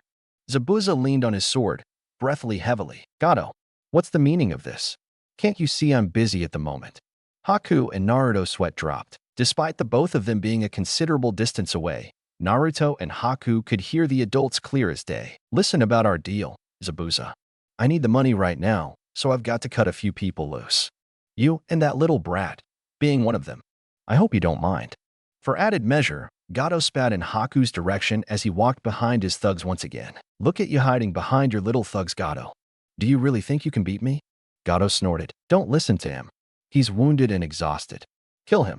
The thugs hesitated for a second before charging at Zabuza. Glancing at Asuma, Zabuza glanced at him, holding up one finger as if to say, "One moment, please." Asuma held up his hand, stepping back. The others watched Zabuza stumble towards the thugs with his sword raised high. He sliced through the first wave of thugs easily. The second wave of thugs faltered slightly, but didn't do much damage anyways. The thugs who did manage to do something stuck anything in Zabuza's body in hopes of killing him. Boy, were they out of luck. By the time the last thug had either fled or been killed, Gato was left alone. He was babbling something, but Zabuza wasn't having any of it.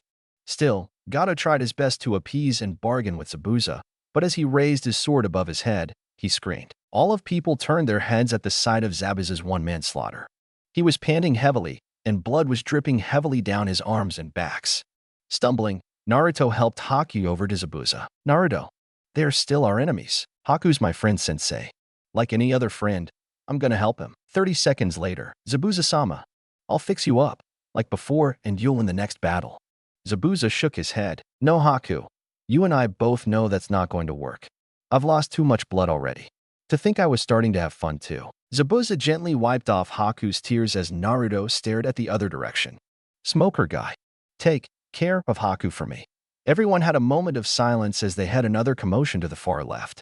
Naruto looked over his shoulder as a bunch of villagers and Inari walked over the bridge. Shikamaru carried Shino over to Dizuna, who had walked over to Inari. You're a little late, Inari. A week later, everyone was resting around Dizuna's house as the sun was settling down. The next day was the day Team 8 was leaving Wave. Naruto had been consoling Haku over Zabuza's death for the past week, but the boy was heartbroken. For the past week, Asuma had been resting and smoking as he watched the bridge get complete. 2 days after Zabuza's death, Naruto and Haku had buried Zabuza not too far from the bridge. Haku had left his sword on his gravestone. Naruto-san? Do you think Zabuza-sama is safe wherever he is? Naruto nodded, placing a comforting hand on his shoulder. What are you going to do now, Haku? Haku shrugged his shoulders. I think I might stay here for a while. Zabuza-sama wouldn't approve of me moping around about his death. I see what you're saying. I think you'll be fine, Haku. You'll be fine as well, Naruto-san. I'm sure of it. With Wave, Haku and the other villagers watched Team 8 move across the ground, getting farther and farther away from them. Tizuna and Inari waved goodbye as their heroes left Wave. The sun was shining and for once, Wave's future looked bright. Cheesy, but true. We shall name this bridge the Great Bridge of Tizuna. Inari shook his head. Oh hell no. With Team 8, Asuma walked in front of them, pushing them to pick up the pace before nightfall. The day was perfect and he wanted to take advantage of it. His students were still tired from the training they did last night, but they were ninjas. They were going to have a harder time in actual combat. It was best they got through it now, before it proved fatal. Besides, he had a special day planned just for them when they got back home. They wouldn't see what hit them. 8 hours later, due to Asuma's constant nagging, they were at least 1 day from Konoha. The boys had taken this time to rest and lean against the trees. Naruto adjusted his headband, as Asuma ordered him to get some extra firewood. When Naruto protested, Asuma nearly kicked him in the butt. It's either that, or we're going to get cold tonight. Grumbling, Naruto settled toward the surrounding woods. It really wouldn't make a difference to him, since he was usually a little cold anyway. Ever since he had unlocked his new ability, he had found himself to be more slightly colder than his comrades. He could create crystals to defend himself and among other things. Even though he could make crystals, that didn't mean he could actually control it 100% of the time. Therefore, when the bandit jumped out of the shadows, Naruto had instinctively shielded his face and stomach. Unfortunately for the bandit, he was soon covered in crystal. Asuma and the others ran toward him as they heard a shrill scream coming from the direction Naruto had disappeared from. Asuma inspected the bandit, rubbing his chin and thought. Shikamaru had placed his hands on his hips, shaking his head. He opened his mouth to say something, but Shino had beaten him to it. Asuma-sensei asked you to get firewood, not crystallize an idiot. Naruto snorted. Yeah, Shino, like I was looking around in the forest trying to find someone to freeze. Skip the firewood. I wanted to freeze someone who had tried to steal from me. The two boys stared at each other for a minute, before shrugging their shoulders. Asuma's sweat dropped as they dropped the subject. Still, Shikamaru asked one question that was on their minds. Is he dead? Asuma tapped on the crystal, before shrugging his shoulders. It doesn't appear that he is, but I can't say for sure. Naruto stood on the side, fidgeting. I didn't mean to freeze him, but he attacked me first. I didn't think it would freeze him like this. Asuma placed a comforting hand on Naruto's shoulder, still stroking his chin. Asuma signed as he ordered the boys back to the camp, firewood forgotten. Pulling a scroll out of his pocket, he silently sealed the bandit and said scroll. Naruto's new ability was dangerous if he couldn't control his emotions. Naruto meant well, and it seems that this bandit had just picked the wrong person to rob. It might have costed him his life. With Naruto and the others, Naruto silently stared at the dimming fire, thinking about that bandit. His thoughts were similar to his sensei's, but a thought popped into Naruto's head. Grabbing a piece of paper, he wrote it down, before he forgot it. He made a note to himself to train at a watery training ground when he returned to Konoha. Shino and Shikamaru paid the blonde no attention as they continued their game. Shikamaru sighed as he messed up the board again, ignoring the strange looks from his teammates. We can play again, if you like. I'm going to bed. Naruto laughed as Shino rearranged the pieces. Next morning, unlike yesterday, the wind was blowing hard, making it hard for Team 8 to reach their destination. Shikamaru was mumbling about last night's lost, while Shino was petting one of his insects. Naruto smiled as the familiar gates of Konoha greeted them. For the first time in a while, Shikamaru began running. Naruto would have laughed if he wasn't busy running with him. He heard his sensei laughing behind them, but Naruto could tell he was happy too. The guards at the gates checked their IDs as they eyed the returning genin. Asuma joined them a few minutes later, as Shikamaru began arguing with one of the guards. He really wanted to get back home. After a few minutes of explaining their mission and saying they were just returning, the guards left them through. Asuma refused to let them go home before they checked in with the Hokage. They groaned and mumbled under their breaths, but followed their sensei nonetheless. Hokage Tower. 10 minutes later, Naruto was more mature than some people gave him credit for, but he was not in the mood to have Asuma sensei explain their mission.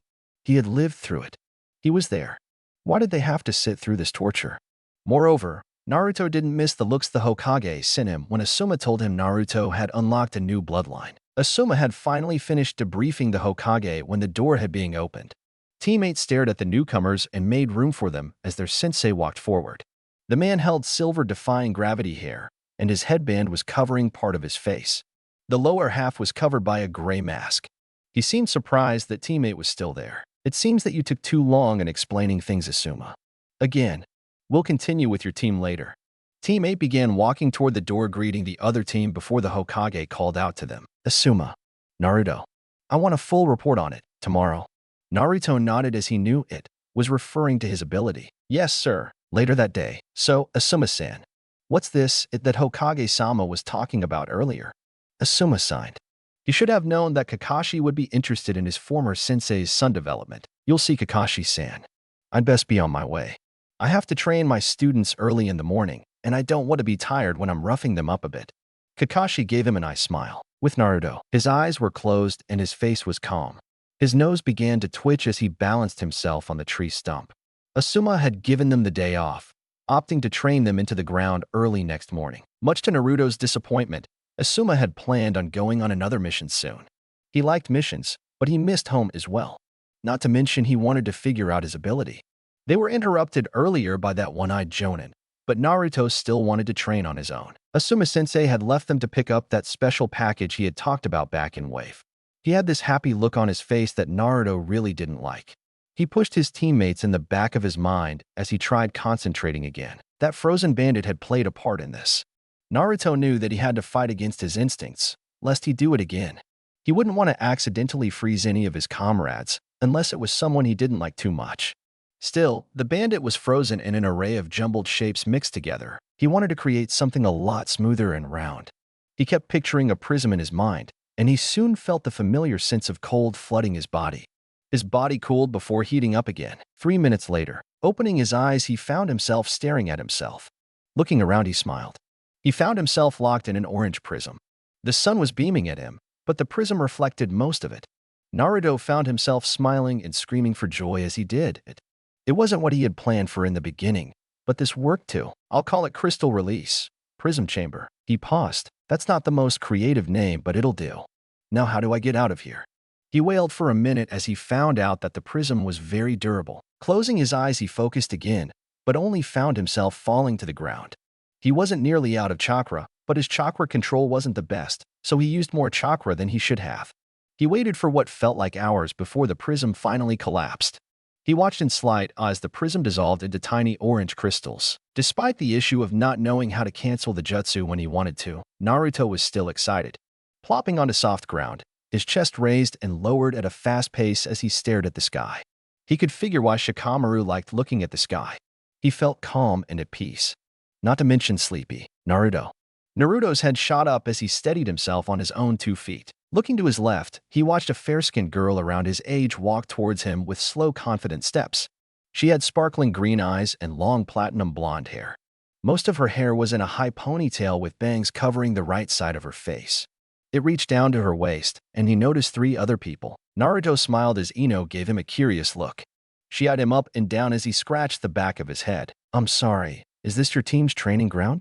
Ino nodded. Her sensei Kurenai smiled gently at our young blonde hero as he picked up his scattered books. Ino bent down to pick one up, reading the cover aloud. How to make crystals for dummies. Naruto, what are you doing with something like this? Naruto wasn't supposed to tell anybody about his special ability just yet, so he only smiled at Ino with a carefree grin. Oh, nothing. I like reading about crystals in my spare time. It sounded lame, but hey, it worked. Kurenai-sensei laughed but didn't seem to really believe him. But he went along with it, since she didn't question him about it. It was nice seeing you again, Ino-chan, Hinata-san, Kiba-san. It was nice meeting you, Kurenai-sensei. Bowing lightly, he jogged across the field, leaving the others behind him. Next morning, Asuma greeted his students as they walked closer to the training field. Naruto stood behind Shino as Asuma gestured them forward. Asuma was holding his hands behind his back as they stopped walking. He closed the distance, smiling as he held out small bracelets with a number on it. Stepping closer, Naruto saw a small tin on there. He gulped as Asuma revealed 3 pairs. One for each of them. Boys, these are the special things I was talking about back in Wave. I had them made while we were away. I kept thinking to myself, Asuma, how can you make their lives a living hell? Then I thought of this. Amazing, isn't it? Just perfect, sensei. Handing a set to each person, Asuma clapped his hands together. All right then. Place one on each ankle. Be careful. Those weights are heavier than what they look like. 5 minutes later. Okay, is everyone ready? A chorus of groans was his only answer as he frowned at them. All right. We'll get started with you guys running 15 laps around Konoha. I'll add 2 more every time you start to slack off. Go. Therefore, Team 8 ran around their hometown like madmen, trying their hardest not to upset their sensei. By the time they finished the laps, it was already noon. These weights are heavier than I thought, Naruto thought as he pulled himself off the ground. Asuma-sensei walked towards the boys laughing. Sitting with them on the ground, he explained the schedule for the week. Today was training muscles and speed. Tomorrow would be endurance and stamina, while Wednesday and Friday would be team exercises. Saturday was clean sensei's house day. What about Thursday and Sunday? Asked Shino. The young Aburame was exhausted like his teammates, but was in slightly better condition. Thursday and Sunday are your off days. I'll let you guys take a breather, and then I'll pummel you on Friday. Sunday is a rest day. Oh, how kind of you. Shikamaru glared at Asuma as the man got to his feet. All right, that's enough rest. Give me 100 push-ups and sits-up each. The longer you take, the more I'll add on. Go. They immediately began doing push-ups as Asuma summoned 2 clones. All 3 of them placed a foot on each boy's back, applying pressure. By applying pressure, Asuma made the boys use more energy and strength. It tired the boys out quicker, but it made them stronger. Slowly but surely, Shino was the first one completed and began on his sit-ups as Naruto finished his last sit-up. Shikamaru was the last one of them to finish his push-ups but made up the time difference with his sit-ups. Keep working, ladies. I might add another 100 push-ups if you keep slacking off like this. Sir? Yes, sir. Don't you think you're pushing them a little too far, Asuma? Came a soft voice. Asuma ordered the boys to keep going as he turned to the newcomers. Kurenai stared at the boys with hands on her hips as her team looked on from behind her, a teammate. Kakashi and his team appeared behind them moments later. Asuma turned to the boys and saw that Shikamaru had collapsed while Naruto and Shino were starting to slow down. Did I say you could stop? You guys must want another 100 push-ups. That got their attention. Like he was being chased by demons, Shikamaru began doing his sit-ups with new vigor. Naruto and Shino had resumed their previous pace. Satisfied, Asuma turned back to the others. Not really. I'd like to think I was helping them in my own special way. Asuma heard snorts behind him. Kakashi's head wasn't buried in his book as usual, but he was eyeing Asuma carefully. But you're going to kill them in your own special way. Asuma snorted. They've been through worse. This time there was no noise from his team. They all thought back to the mission in Wave. Naruto and I are done, sensei. Shikamaru's only has 10, 9, 8, 7, 6, about 5 left. Okay, now he is done. Asuma nodded. Okay, you get a 30-minute break. To the others, a 30-minute break didn't seem like a long time. But to Team 8, it was the best gift they could ever have. That reminds me, Naruto, you're going to be late with your meeting with the Hokage. We'll work on your areas tomorrow then. Shikamaru, you get to spend extra time with me today. Naruto laughed as Shikamaru punched him in the arm. You're welcome, lazy pineapple. Shut up, fish cake. Hokage Tower. As Naruto walked to the Hokage's tower, he thought about what had transpired in the past few months. He managed to unlock a cool thingy.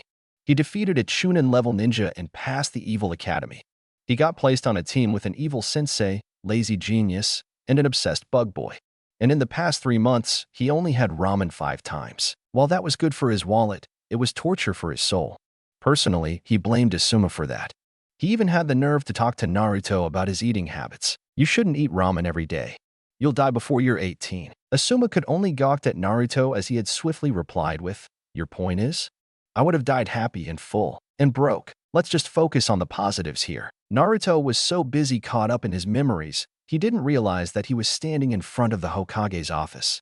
Knocking twice on the wooden door, he heard an old and familiar voice give him permission to come in. "Have a seat, Naruto." Sarutobi was in his late 60s, and he realized not for the first time in a while was getting old. However, since the death of his successor, not many people could stack up to him in comparison.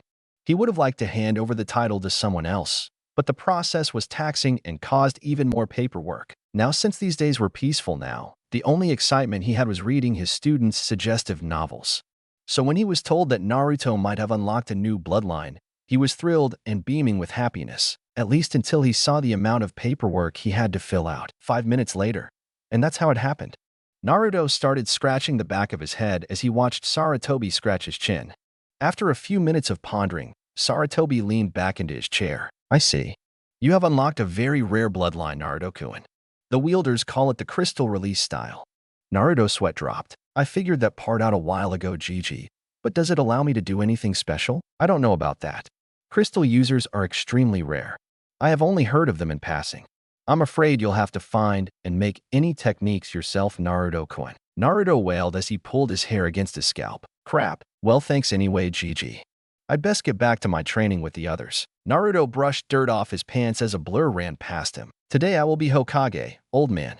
Naruto watched a small blue blur run past him as he turned around. A boy no older than 8 wore a yellow shirt with the Konoha symbol, with gray shorts and the longest blue scarf in the world. He pointed a finger at the Hokage with a look of determination on his face. Unfortunately, that long scarf turned out to be his downfall. The kid tripped on the scarf, lost his balance, and landed flat on his face. Naruto couldn't help but let out a snicker. "Well, that's a lie." He busted out laughing and fell on his side. Gathering himself quickly, he placed a hand over his mouth to express sympathy with the fallen boy. "Honorable grandson, are you okay?" A tall man with black shades and a bandana wrapped around his head ran into the room with a huff as the honorable grandson picked himself off the ground. The new guy had his forehead protector on his bandana but didn't wear the flak jacket like most ninja did. He ignored Naruto, completely rushing over to the little boy. "You must have tripped me." The boy yelled at Naruto. Naruto only raised an eyebrow. "But you tripped yourself." "No, you tripped the honorable grandson, but you tripped yourself." "I don't understand this." "Gigi, didn't you see this brat just trip himself?" Both boys looked to the old and wise Hokage, who was busy staring out the window. "I'm sorry. Did you boys say something?" Everyone's sweat dropped. Naruto shook his head as he headed to the door, ignoring the boys' protests. The man, Ebisu, tried advising the honorable grandson not to worry himself about Naruto and his ways. A background of rainbows and the sun suddenly materialized behind Ebisu as he pumped his fist in the air. "Just stick with me, honorable grandson, and you'll reach your dream dash. He just left, you know." The Hokage waved to the empty spot next to Ebisu. "Crap." 5 minutes later, Naruto signed as he thanked the cashier and grabbed his groceries. He still had time to get back to training and save Shikamaru, but he decided to stop at the market for a minute. There was no need to rush back so quickly. However, that wasn't the problem at the moment. "Hey kid, I know you're there. I can see you clearly." A few people stared at him as if he was crazy before a small rock moved towards him. Naruto hit the rock on the top, hearing a small yelp. The kid from earlier appeared moments later, grumbling under his breath as he tossed the fake rock in the trash. "You must be a strong ninja if you could detect my invisibility cloak." Naruto snorted, shrugging his shoulders. "A baby would have seen through your fake invisibility cloak. Next time, make sure your rock doesn't have eye holes. Also, rocks don't move." The boys stood there shocked as Naruto walked on without missing a beat. Naruto had walked a few more feet before turning back to him. "Are you coming or not? That teacher of yours sounds like he's getting close."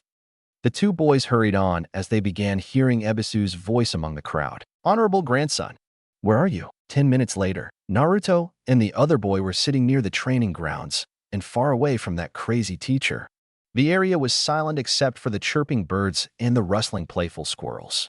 Naruto sat against the nearest tree to the running stream, leaving the other boy on the other side of the field. He sat in the shadows, resting his legs for the moment.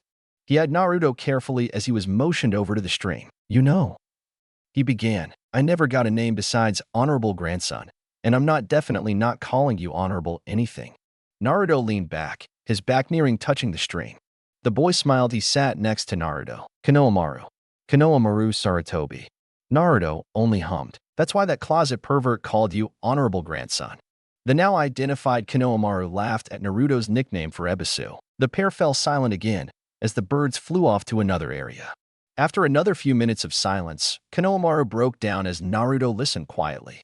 He told Naruto of how he was tired of being not acknowledging him for him, and only with a title. If being Hokage means people only know my title and not me my name as a person, then I don't see why people want the position so badly. Naruto hummed quietly before placing a hand on Konohamaru's shoulder. There are always going to be people who don't see you as a person, but only as a tool or thing. Forget about those kinds of people. Instead, focus on the people in your life who care about the real you. Becoming Hokage isn't about the power or the position itself. It's about protecting the people and things you love. Think about it. You sound like my grandpa. Of course I do. I'm just a cuter, younger, and smarter version. Think of me as the 2.0 version or something. That's why I'll become the Hokage before you. Naruto said as he pointed a finger at Konohamaru, who only shook his head. I'll beat you. Believe it. I don't think so if you go around stealing other people's catchphrases. I mean, that's just plain rude. Later that day, Naruto walked back to the training grounds, having walked Konohamaru home in order to make time go by faster.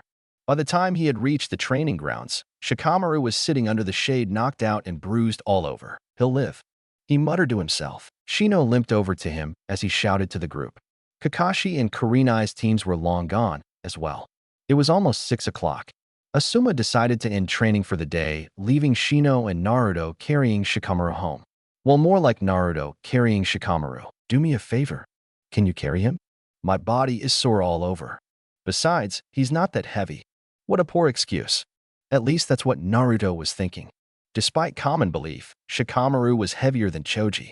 He just looked like he was skinny. This is the worst kind of favor you could ever ask someone. You're lucky we're teammates. It'll be alright, fish cake. Training ground next morning. Shikamaru hadn't forgiven Naruto for leaving him in the first place and stopped training long enough to kick him in the butt. Naruto smacked his lazy friend on the head as he collapsed next to him in the dirt.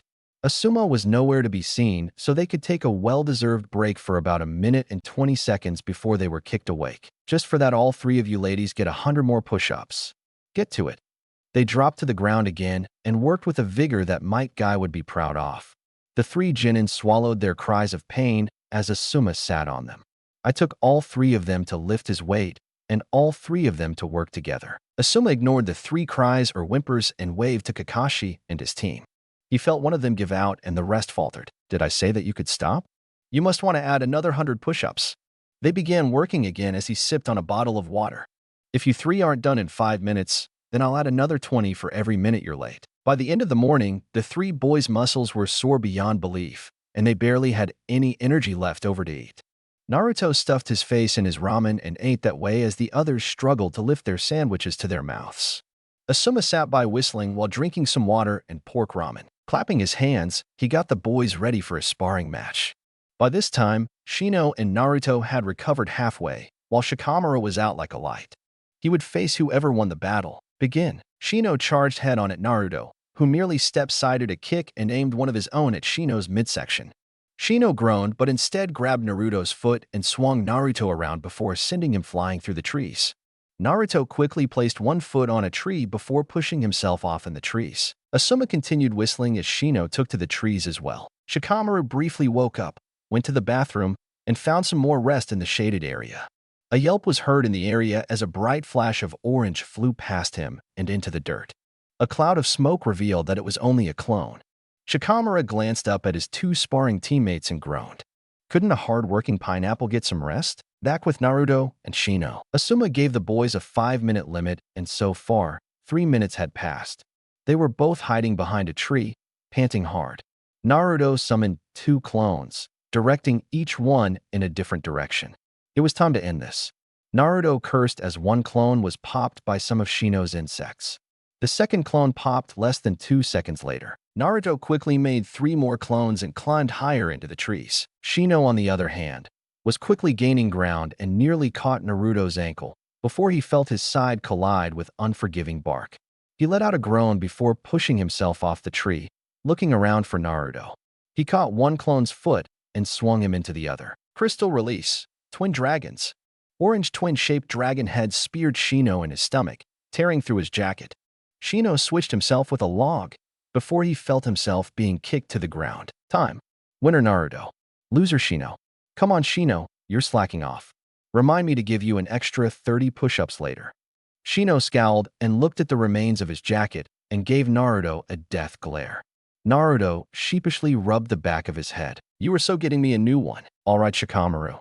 It's your turn. I'll take a rain check. Now pineapple. 20 minutes later, the result was inevitable. Shikamaru threw Naruto a bowl of ramen and won easily. All right, you've had a good break. I've yet to show you the second part of your surprise. No waits this time, unfortunately. The others didn't allow a smile to their faces as Asuma took a puff of his cigarette. Asuma handed each of his students a box and held his arms open for a hug. Shino found himself with a pair of medium-sized kamen newly sharpened and a cloth to clean them with. There was a manual and a bottle of oil as well. Inwardly, he groaned as the directions said polish the blades every 6 months and clean after every use. Shikamaru received a wooden bow staff, which he didn't hesitate in hitting Naruto in the head with. He found a small chip in the staff, which allowed him to break it into 2 pieces and then put back together for a longer reach. The staff was the perfect shade as the trees, so he could probably trip someone when they walked by, and they would never know. Man, I am spending too much with Naruto, he thought. Finally, Naruto received a red hilt kodachi and yellow hilt katana. He strapped the katana to his back and slid the kodachi in his pack on his ankle. Shikamaru leaned on his staff and accidentally hit Shino in the back of the head to regain his balance. Naruto was the first to notice their sensei still had his arms out, waiting for a hug, but he didn't receiving anything more except for a thank you and a hot bowl of ramen. Per Asuma, keep these in a safe spot. You'll begin training with them when we return from our mission. Report to the Hokage's office at 8 tonight for more information, understood? Sir, yes, sir. Later that night, unlike last time, the Hokage could see and feel the change within Asuma's team. The boys had lost much of their naivete and ignorance of being ninjas. They were still children, but there was a new toughness about them that he could feel. He handed Asuma the scroll containing their mission and swirled around in his chair, puffing some smoke out of his pipe. His heart dropped every time he sent out children like teammate on higher-ranked missions, but this was their job. It was either do or die. With teammate, all right team, here's the mission. Shino and Naruto are a sub-team, while Shikamaru and I are another team. If we get attacked, then switch to Plan B. Our main goal is to investigate strange occurrences near Wave Country. Detain any enemy if possible. If not, kill immediately. I'll explain more in detail when we get there. Understood. Yes, sir. All right. We'll meet here at 6 a.m. sharp on the dot. Don't be late, or you'll have to catch up to us. Is that clear? Sir, yes, sir. Good, dismissed. With teammate. Teammate was heading out on the road once again. Unlike his lazier teammates, Naruto was hoping for a more exciting mission that didn't end up with him severely injured like last time. He was bouncing on the soles of his feet as the group took to the trees. Asuma-sensei took a drag from his cigarette as he surveyed the area. Shino handed their supplies to Shikamaru, who grumbled under his breath, but tucked the supplies away in some sealing scrolls before placing those in his bag. Asuma-sensei picked up the pace again after a 10-minute break. Asuma turned to them, raising his voice. In case we get ambushed on our way, we'll have to split up. The others nodded. The team was in a square formation, with Asuma in front of Naruto, with Shikamaru behind Shino. Shino immediately switched positions with Shikamaru as a crowd of birds swarmed around them. Shino did a few hand signs, not putting a lot of churka in his attack. Fire release. Flamethrower jutsu. The birds scattered as the flames licked at their wings. Asuma and Shikamaru kept moving forward as Naruto and Shino slowed down. Naruto turned with his back to Shino as they moved to the ground. We'll meet up with you guys later. Naruto called to them, as he and Shino slowed down even further and waited for the enemy to come to them. There was a poof of smoke before another Naruto was seen next to them. The second Naruto dropped to the ground with Shino and Naruto. Shirono stood with his back to the Naruto clone, still for a moment. A faint rustling in a nearby bush made both of them bristle. Naruto tossed a kunai, a small thud echoing throughout the clearing. Naruto flipped out another 2 as moved towards the sound. They saw Naruto's kunai embedded in a log. Shino made a little motion with his left hand as Naruto roughly pulled the kunai out. Shino took to the trees as spikes erupted from the ground.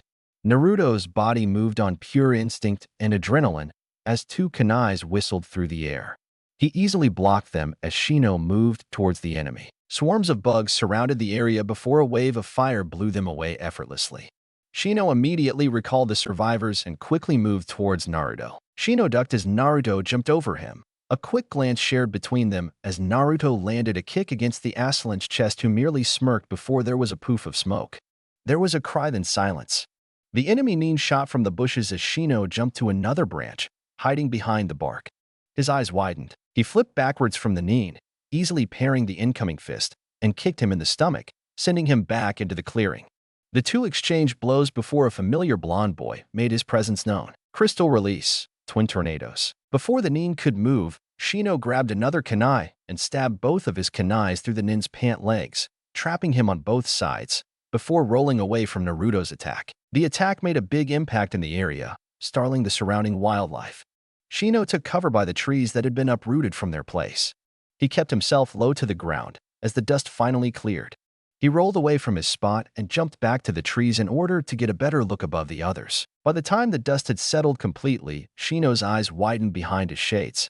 Naruto was bleeding out the side of his ears as the nin held him by the neck. His grip tightened for a minute, until Naruto's eyes rolled in the back of his head. Naruto's lifeless body was dropped to the ground in a lifeless heap of body and flesh. Another poof of smoke. Shino charged from his position, easily slipping a kunai from his pouch.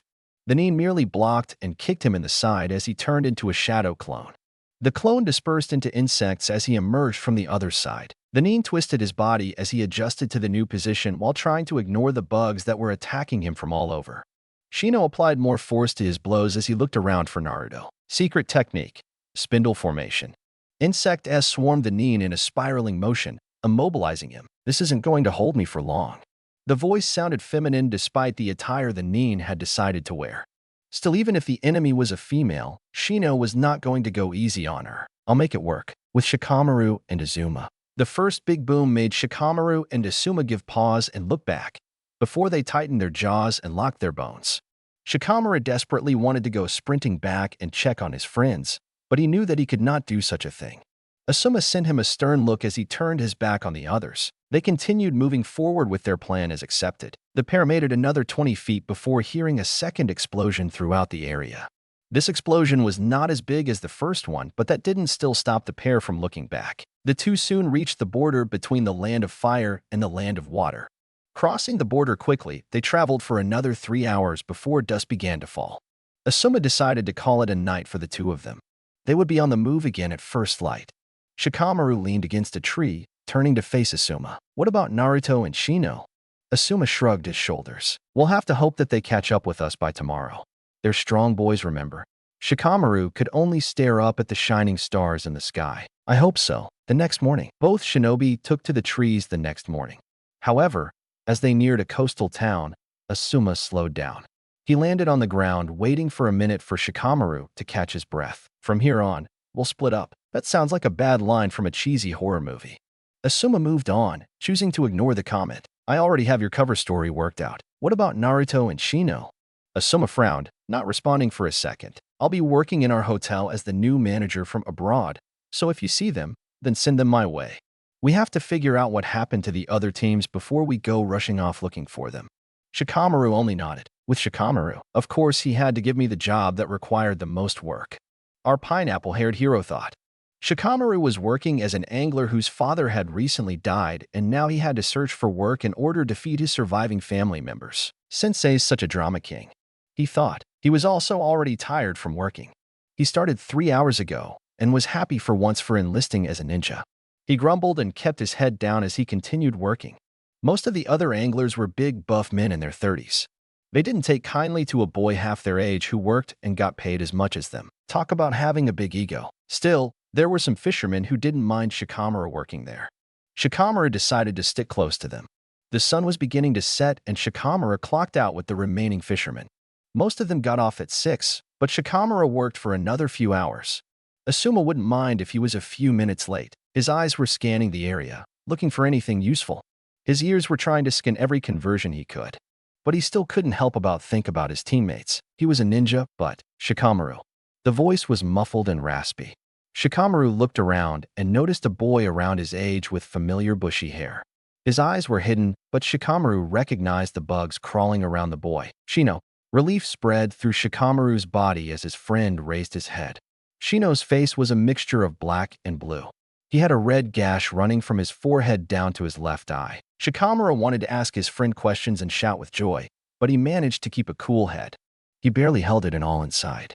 The ninja that did this to Shino could still be around for all he knew, just sitting back and watching them like prey.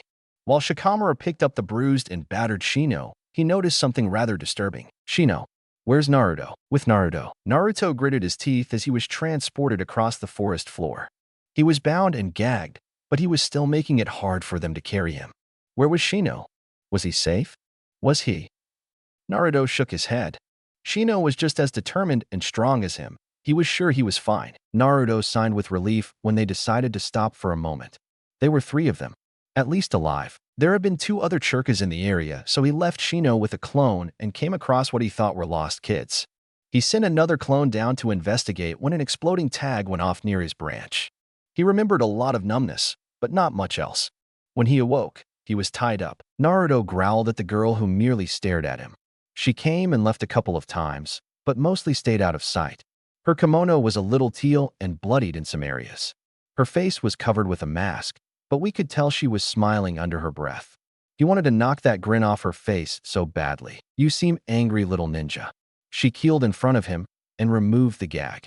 He spit on her mask and shouted curses at her as one of the other ninjas moved over to him and kicked him in the back. Shut up, you little brat. Naruto turned his attention to the other boy and focused his glares on him. The boy backed away at the amount of killing intent that was leaking from Naruto's being. I'll make you pay if you've hurt my teammate.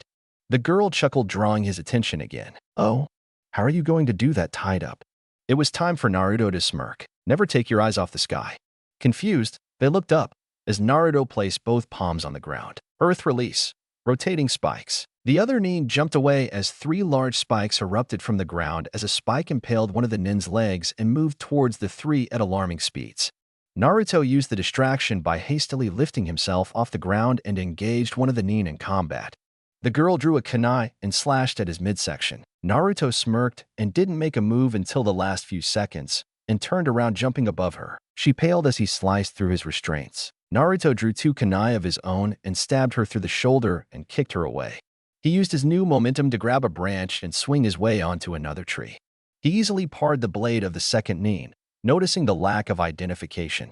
He headbutted the other boy and swept his legs from underneath him and kicked him off the tree. He didn't have to wait for that girl to attack him. She slipped through his guard and embedded a kunai into his healing shoulder.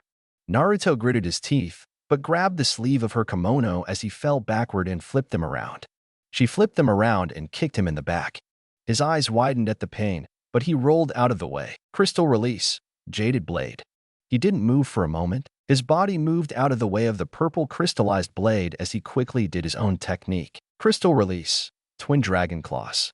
An orange dragon roared to life from one hand that headed towards her. She sliced it easily off and sliced the second one off with ease as well. Naruto gritted his teeth as he sharpened his claws before attacking head-on.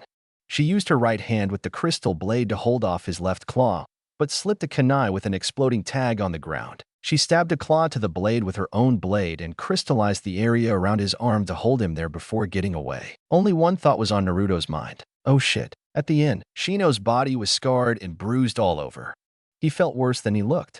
His coat was messed up and his breathing was labored. His eyes were bloodshot and his hair had dry blood caked in it. His hands wouldn't stop shaking. Where's Naruto? That one simple question had no answer. Shino went back to look for him, but he found no body. The ninja who had attacked them had left no trace of ever being there, but there was signs of at least 2 other ninjas in the area beside Naruto and Shino. Shino could tell they were either newbies as well or just plain careless. He followed the tracks to a river, which ruined his chances of finding Naruto as he stared at the calm water. He found Naruto's orange jacket, but it was torn in many pieces, which didn't help him feel better. He tried though. He felt like that was the least he could do. Shino's insects kept him awake as he trudged his way towards the town the team was supposed to meet up at. He was clutching his battered side as he moved on foot. He was in no shape physically or mentally to run through this unknown territory. His body was crying out for relief. He administered first aid to himself whenever he had a moment, but he was persistent to get to the town as soon as possible. I thought I'd kill you. Shino tensed as he launched a kunai in the voice's direction. The only thing he could do was lift himself off the ground and keep his eyes peeled for the voice. He readied another kunai and blocked an incoming slash against his rib cage. He rolled with the motion and struck out with a kick of his own. It struck air, but he followed up with a flip over the incoming shuriken. Shino quickly ducked below the assailant and wiped out his kodachi and reached for the assailant's throat, while trying to slit the person's throat. He was blocked, but managed to slice the person's kimono. You're persistent, all right. You remind me of that other teammate of yours. Shino's eyes narrowed behind his glasses. Where is he? His fists curled tighter around his fist as he kept his eyes on the person possible responsible for his teammate's disappearance. The girl shrugged her shoulders. I really don't know. I blew him up somewhere in that field. I never did find all the pieces. When I do, I'll ship them to you. I won't even charge you for the shipping fees. Shino let out an angry yell and charged. His slashes were quick, sloppy, and messy. He felt her grab his hair through his hood and toss him against a tree. He spit up blood, but he stood on his shaky legs and charged again. The girl only laughed and moved out of his way and laughed with a smirk on her face as a kunai slipped out of her kimono. You're such a rookie, letting your emotions get the better of you. She stabbed him in the back. Shino let out a cry of both anger and pain. Shino collapsed on his hands and knees and cried out even more as he felt the knife go in even deeper. The girl twisted it before pulling it out slowly. Shino felt his body being paralyzed and growled as he was unable to move. You're much more fun than that blonde boy. Shino felt his vision go black. She was gone again, but the pain wasn't. We clashed 2 more times before I reached the town. Shino said after finishing his story. I never saw any sign of Naruto on the way here, so I assumed that he was. Shikamaru quickly cut him off. You never found a body, right? Then you can't say that yet. Shino only signed. Asuma stood off to the side and hanged his head. Naruto was more than likely dead, but he didn't want to face that likely fact just yet. There was always hope with that kid, but Asuma took another puff from his cigarette. Either way, he still had 2 students under his command, and at least Shino had made it out of there in a ragged piece. Still, the thought of the mysterious person letting Shino go just like that was suspicious by all accounts. Asuma didn't find any trackers on the boy in any shape or form, so that was out. Asuma could only keep his senses alert. What did she look like? Shino pondered this for a moment. She wore a teal and short kimono. When I made that slash across her throat, I noticed that she was wearing a gray turtleneck underneath the kimono with a small pendant. It was a crystallized flower. A camellia to be specific. She also wore navy blue sandals. That's all I could remember. It was really foggy out there, and it was at night when she attacked me. Why did she let you go? Shino and Shikamaru seemed startled to hear their sensei's voice. He had stayed silent this whole time and was standing off in a corner. Shino looked down as the question was repeated. I don't know. Maybe she wanted me to remember this as a reminder. She seemed like a sadistic bitch. Asuma only hummed in response. He walked over to the boys and signed loudly. I think we'll let you rest then, Shino. Shikamaru, get back to your job before someone notices you missing. Shikamaru only quickly nodded and patted his teammate on the shoulder. It's nice to see you alive, Shino. Rest up. With that, he was gone. Asuma turned to Shino as he left the room. I agree with the lazy pineapple. Sleep peacefully. Asuma closed the door and signed again. These boys were going to be the death of him. With Shikamaru, working was good for Shikamaru. He had to focus more on his work and not worry about Shino's tale. He could still imagine one of his best friends being alive and not the other alternative. He knew they all knew that they were going to die someday, but to have it so abrupt and at this time wasn't thought of. They were a family. Heck, they were not even 20 yet. They were rookies, and whoever was after them was at least a high-level chunin with a whole more experience than teammate, except probably Asuma. This was a sadistic and cruel person who was willing to play with people for the heck of it. For all they knew, Naruto could really be dead. Shikamaru burrowed himself in his work and worked twice as hard and fast. He wiped the sweat off his face and kept pushing his body even as the other workers went on their lunch break. Shikamaru was by himself. He kept thinking. Why couldn't he stop thinking for a moment? Why couldn't his mind go blank for once? Shikamaru punched a piece of wood in half. Back at the inn, it was nighttime now. Shikamaru's clothes were soaked and his face had tiny scratches.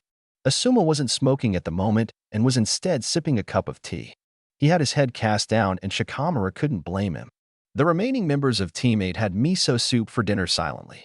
They all finished their soup before calling it a night. Asuma had a day off the next morning, so he spent the day collecting information on the case. He found the town's main hotspot on gossip since he had no other good leads. He still had to send that report for the Hokage later that evening as well. I heard that there are demons by that place. They say that they kidnapped a boy recently as well.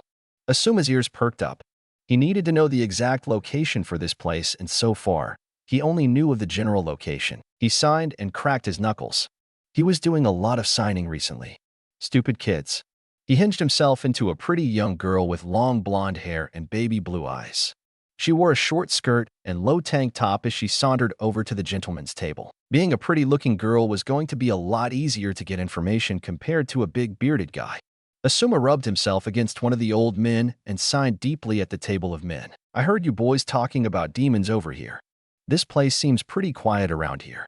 Asuma put his best innocent look on his face and wrapped his arms around one of the men's neck. You'll protect me if they come for me, won't you? The other men quickly nodded. Of course, little lady. All you got to do is stay away from Old Man's Parish. Old Man's Parish? Where's that? The men shifted in their seats. We're not supposed to talk about it, little lady, but I do know something we can talk about. The men were eyeing him now, but Asuma needed to get a little more information out of them for another minute. Please. If you tell me more, I'll give you guys a very special present. It didn't take long for the men to change their minds.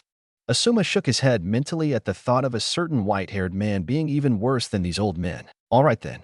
They're this abandoned place near the edge of town. They say that weird things happen there, that demons live there. It's on the east side of the marshes. You can't miss it. Asuma swayed his hips as he walked around the table towards the door. She gave each guy a kiss on the cheek and walked towards the door. If any random stranger walked into that bar 3 minutes later, they would have seen a group of men snoring on the table with their beer empty with shiny red lipstick on their cheeks. Job well done, Asuma. Later at the inn, Asuma and the others were gathered around a small table at the inn. The customers had fallen asleep already, so there were no worries of being overheard by one of them. Asuma was discussing the plan with Shikamaru and Shino quietly, in case someone was listening in. However, even if these people weren't cold-blooded ninja from a rivaling village, they just couldn't talk about their plans out loud. So they made it sound like it was a regular conversation about the upcoming day's events. Asuma cleared his throat as he pulled out his lighter. I heard Old Man Perry was throwing a party later this Thursday. In 2 days, we'll go pay a visit to Old Man's Parish. Oh yeah? We'll meet you there. We'll follow you there later in order to avoid suspicion. All right. Make sure that you don't leave too late. Be ready to get out soon. Got it? Have a nice night, Mr. Chan. Copy that, Sensei. We'll stand by. Remember to be careful of drunks on your way home that night. Be cautious and alert at all times. Watch everyone. Trust no one. At Old Man's Parish, the sky was clear as a boy faced off against his captors once again out in the marsh. This wasn't his first time fighting them, and it surely wasn't going to be the last time. But for now, he wasn't going to dwell on that small fact. He needed to stay focused and alert. He charged at the nearest guard and destroyed the rest of them with an unrivaled fury of punches and kicks. His hair was uncombed, bloodied, and he smelled like a caveman. His clothes had been replaced, but his spirit was one thing they couldn't replace or break. His eyes had hardened considerably despite the short amount of time that had passed. The boy fell to the ground with a cry as his legs were bound to the earth. The head boss came closer to him. The guards had been child's play, but this guy. He was worse than the girl and the guards put together. At least the girl was nice to him sometimes. But this guy was truly evil incarnate. His violet eyes seemed to glow in the darkness as the moon beat down on them. Where is that team of yours, huh? The boy kept his head down and growled deep in his throat. It doesn't matter. You won't get away with this. He snarled as a hollow laugh echoed throughout the clearing. So cliché and so untrue. You're nothing more than an insignificant genin at the moment. More silence. Tell me, do you think you'll survive when they do come? Naruto? At the inn, 2 days later night. It didn't take long for Shikamaru and Shino to suit up. They changed into their regular clothes and watched Asuma lock the doors of the inn and begin walking to Old Man's Parish. They melted into the shadows. For half an hour they waited, until they started to follow their sensei's direction. Shino and Shikamaru split as they reached the marshes. Shino took to the trees, only rustling a few leaves before taking an even higher route. Shikamaru stood closer to the ground and stayed near the shadows. Neither of the boys could see their sensei, but they also knew that he was probably nowhere around here by now. Asuma had them scope around the area first yesterday, before they came out here. See anything yet, lazy pineapple? Shikamaru felt his left eye twitch as he looked towards Shino's general direction. I don't know. You're the guy in the trees. When they reached Old Man's Parish, they stopped. Shino gave a startled cry as he was knocked out of the trees. A bit of dust covered the spot he landed to as Shikamaru took to the shadows. Shikamaru was 50 meters behind him and spotted a masked figure in the spot Shino fell out of. He threw a kunai at the figure, but the person easily blocked the kunai and sent 2 more back at him. Shikamaru moved out the way as they tore in the bark. Shikamaru spared the bark a sideways glance and gulped. Both kunais had drilled themselves in the bark at least 3/4 in. Shikamaru dodged another kunai before he heard a crackle behind him. He jumped into the trees to avoid the explosion, before he felt cold metal slide across his cheek. Ignoring the blood running down his face, he quickly slipped out a few kunai of his own. He ran towards the figure, tossing both kunai, before turning underneath the branch. The figure jumped out of the way and reached for Shikamaru's throat with a gleaming hand. Shikamaru felt 2 little nubs pressing against his back. Thinking quickly, he replaced with himself a log and dropped to the ground floor, melting into the shadows. He was searching for Shino. There were no leaves rustling or faint murmuring as Shikamaru cursed under his breath. "Shino," he whispered, "pineapple." Shikamaru felt his left eye twitch again as he turned towards his right. Keeping an eye on the treetops, he stalked his way over to where Shino was laying. His left ankle looked twisted and blood was coming out the side of his ear. If Shino was really knocked out, then who? For someone so smart, you fell for such a basic trap. Metal pressed against his jugular as a feminine voice materialized behind him. Shikamaru heard a small tisk-tisk behind him. Turning his head to the left, he saw a girl dressed in all black with a jade pendant around her neck. In the middle was a broken heart, with Asuma. Asuma was running through the forest when a twig cracked on his left. He tossed 2 kunai faster than the eye could follow and heard a gasp and a short thud. He couldn't help but pause as another twig cracked. Another kunai, and another thud to the ground. He found 2 bodies on the ground, with blood trickling down their chins. Asuma continued on to Old Man's Parish, where he found 3 guards at the front gate and 3 on the inside. Asuma's attention was drawn to the back of the house where there was a lot of screaming. From the sounds of it, it was a male screaming too. His fist clenched at the thought of it being his missing student. The screaming suddenly stopped, and then a black shadow raced out of the compound. Asuma clocked himself in the trees as the shadow passed him. Making a mental note to check that out later, he knocked out the guards in the front and carefully got rid of the inside ones as well. He searched the entire compound and only had 1 hallway left. He found scrolls that had been missing since the last war, but not a living soul. It's a little rude to sneak in a person's home unannounced, don't you think? Asuma pulled out a trench knife and used of his wind churka to power it. He looked the man up and down and assumed an offensive stance. His muscles tightened and his jaw remained locked. "I haven't seen you for a long time, Airokusho." The now identified Aoi smirked and twirled a kunai around his finger. In his other hand was the famed sword of the Thunder God. His Kona forehead protector was now replaced with an Amigakure symbol. His flak was also missing and instead was replaced by a sleeveless purple jacket that covered his top half, with simple cargo pants for his lower half. His eyes stared coldly at Asuma, who brought out a second trench knife. "I would be lying if I said it was nice to see you again, Asuma. What are you doing here?" Aoi chuckled as he inched his way closer. "I could ask you the same thing. But if you must know, I'm doing a little testing, if you will. The results are quite fantastic." They were less than 3 meters away. "What kind of testing?" Aoi continued on as if Asuma hadn't spoken. "Your little Genin." "Naruto, was it?" He made for the perfect test subject. "Jinchuriki are much more resilient than your average citizen, though, so that could be why." Asuma gritted his teeth as Aoi laughed his head off.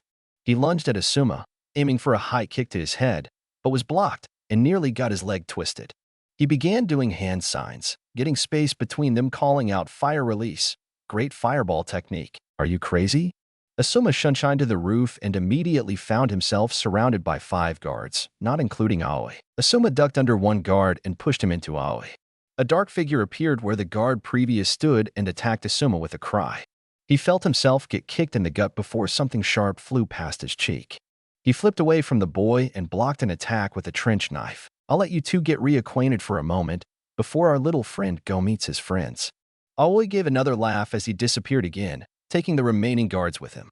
The scratched Konoha band shinned in the moonlight. "Naruto, Naruto, can you hear me?" Another strike. Asuma kicked the boy off the roof and chased him into the trees. "Crystal release!" Crying wolf. A howl could be heard throughout the forest as fangs sunk their teeth into Asuma's arm. He was tossed into a tree and felt the bark protesting. He shunshined past Naruto and punched him in the gut, knocking the breath out of him for a few moments. Empty and cold azure eyes stared back at Asuma as he gripped the boy's shoulders. "Snap out of it, Naruto. Fight back." The only response was narrowed eyes. Naruto replaced himself with a nearby log and placed distance between himself and Asuma. He whipped out the sword of the Thunder God and made a downward slash with it, causing a bolt of lightning to come off. Naruto began attacking Asuma again, this time going with a thrust which was easily blocked. Please. He managed to choke out. Naruto reached out and gripped Asuma's arm. Sensei, please, fight it, Naruto. I believe in you. Finish him. Now. Asuma's eyes widened as Naruto's eyes hardened again, and his assault was renewed with vigor. Crystal release. Crying wolf. Asuma dodged the wolf's bite this time, and slid past Naruto and knocked him out with a chop to the neck. Aoi let out an angered cry from above and attacked Asuma with a downward swipe. Asuma swiped at his side and a gash immediately started flowing. Aoi cried out from pain and pulled back. Damn you, Asuma. Aoi tightened his fist and summoned the other guards. Kill him and retrieve the boy alive. Go. Asuma threw down a smoke bomb, quickly killed the guards in the confusion, and hoisted Naruto on his shoulder. It was time to get the others and get out of here. Back to Shikamaru and Shino. I'm very disappointed, Mr. Pineapple. Whipping out a kunai, Shikamaru stabbed the girl in the kidney. There was a yelp before Shikamaru found himself flying past trees and only stopping when his back connected with a bark. I don't know what I'm going to do with you, Mr. Pineapple.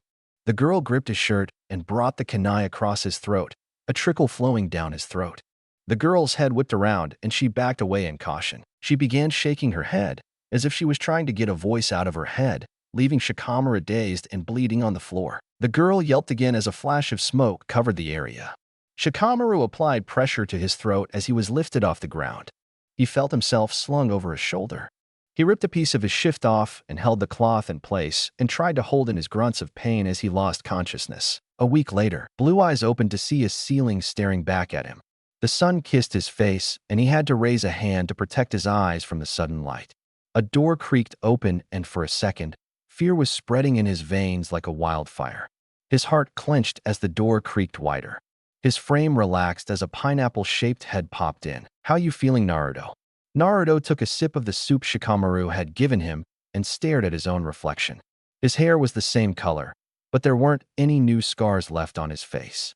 His eyes, however, were different. They were still a cerulean blue, but there was splotches of red mixed in there. He muttered a quiet fine to Shikamaru and laid back down on the bed. Asuma-sensei said he'll stop by to check on you later. Shino's still at work, so he'll check in later. Naruto nodded. Shikamaru sighed as he finished his version of the report. It's nice to see you again, Naruto. Asuma did visit later that night and helped Naruto redress his bandages. He hissed as the ointment was reapplied. I managed to suppress the seal they used on you, Naruto. When we return to Konoha in about a week, we'll have the Hokage check it all right? Naruto nodded. I felt so cold, Sensei. He gripped his sheets tightly, his knuckles turning white. Thank you, Asuma-sensei. When you're ready to talk about it, you always have your team. For the next days, Naruto and his teammates recovered from the battle and began training again after returning from work. Naruto worked with Asuma as his assistant at the hotel. Physically, most of their wounds were healed. Shino's left ankle still needed a few more weeks. He was working on improving his speed regardless, but that wasn't helping him much. Naruto found himself mediating on the ceiling one evening when a knock alerted him. He turned to see Shino wave him over. He raised an eyebrow, but dropped down nonetheless. What is it, Shino? Shikamaru needs your help downstairs. Naruto nodded and pretended he was stretching when he kicked Shino in the ribs. A loud groan was heard before Shino changed into Aoi in a puff of smoke. How did you know it wasn't Shino? No one on the team calls Shikamaru Shikamaru. He's known as Lazy Pineapple or Pineapple Head. Duh. Somewhere, a certain lazy genius sneezed. Doesn't matter. I'm taking back what's rightfully mine, you brat. Now hand over the sword of Thunder God, come back with me, and no one else dies. At least not painfully. Aoi moved to strike Naruto with his kunai when he realized that he couldn't move. He turned his head to see Shikamaru controlling his movements, while Naruto was twirling a kunai around his finger. He casually walked over to Aoi and tied him, taking his time whistling a happy. Aoi struggled in his bonds, but suddenly felt lightheaded. It's quite sad. For a guy so smart, you fell for such a basic plan. Naruto began. Aoi slumped to the ground and finally noticed the little beetles that were making a swarm around him. Honestly, I'm ashamed to say that I was kidnapped and tortured by you. Naruto sighed as he made room for Asuma. Asuma quickly sealed off Aoi's churka and bounded his arms together. Your lucky Hokage-sama wanted us to bring any enemies alive. Despite being beaten, Aoi still sneered. Please, Asuma, your precious father wants to use the seals we've created because of the connection with him. Asuma shrugged his shoulders as he hauled him up. Well, it doesn't matter, I suppose. You're wanted for treason already. I'm sure the council will add some more to that list as well. Boys, get ready. We're leaving now. Sir, yes, sir. Later that night, Naruto and Asuma were guarding Aoi that first night, and Shino and Shikamaru were knocked out by the firewood. Asuma got up and left to take off his business, leaving Naruto with Aoi. Tell me, Naruto, do you really think they'll accept you for being a monster? Naruto poked at the fire and ignored Aoi's comment, stirring the wood instead. I gave you a purpose in life. I can show you the full potential of your ability. Aoi felt metal tickle his throat. I already have a purpose in life. You are nothing more than a bad memory. Aoi gulped in fear as Naruto's eyes unconsciously bled red. An explosion drew his attention away from Aoi and toward the trees. Shino and Shikamaru were awake and on their feet moments later. Naruto motioned Shino to stay close to Aoi as he took to the trees. Shikamaru placed himself towards the middle of the camp and slipped 3 kunai from his pouch. He was starting to run low, but hopefully he would be fine for now. Another explosion took place, this time on the other side of the camp. Shino's calm voice ranged throughout the camp. My bugs are only detecting one person beside Asuma-sensei and Naruto. The person is obviously here for Aoi. Shikamaru nodded as a black figure sped towards him. Shino, guard Aoi. I'll take care of her. He threw the first kunai mist and followed up immediately with his second and third. He went in for close range and avoided a downward strike and launched a kick of his own to the girl's bandaged side. Shikamaru noted that the wound had several stitches. Some old, some new. The wound reopened slightly and the girl hastily gripped the side with one hand. The stitches were done poorly and the wound was probably infected. Naruto came bursting out of the trees and had aimed a crystal ball at the girl's head. Shikamaru immediately fell back and watched the girl catch the ball before tossing it back to Naruto, who dodged it as it exploded next to his ear. Shikamaru quickly began making hand signs as the girl turned back to him, running. She started doing hand signs of her own, calling out her move. Crystal Release, Jade Crystal Blade. A purple blade resembling a tanto formed on both arms. Shikamaru's eyes widened at the name of the technique, but immediately refocused. Shadow Technique, Shadow Neck Binding. A shadow rushed toward the girl, which she merely step-sided but was pulled back by Naruto's crystal wolf. Half of Naruto's face was bloody, with a little blood also coming out of his ear. The wolf dug into the girl's arm, wringing her in place while Shikamaru quickly recast his jutsu. The girl managed to choke out a gasp as she felt the shadow creeping up her throat. She fell to her knees, and as Naruto stepped closer to bind her arms, she dropped a flash bomb, forcing everyone in the clearing to cover their eyes. They heard shuffling indicating a brief struggle, and when the light faded, the girl was missing. Teammate turned toward where Aoi was and his throat had been slit. His eyes were wide in horror. At least that's what they thought until a puff of smoke revealed it was a clone.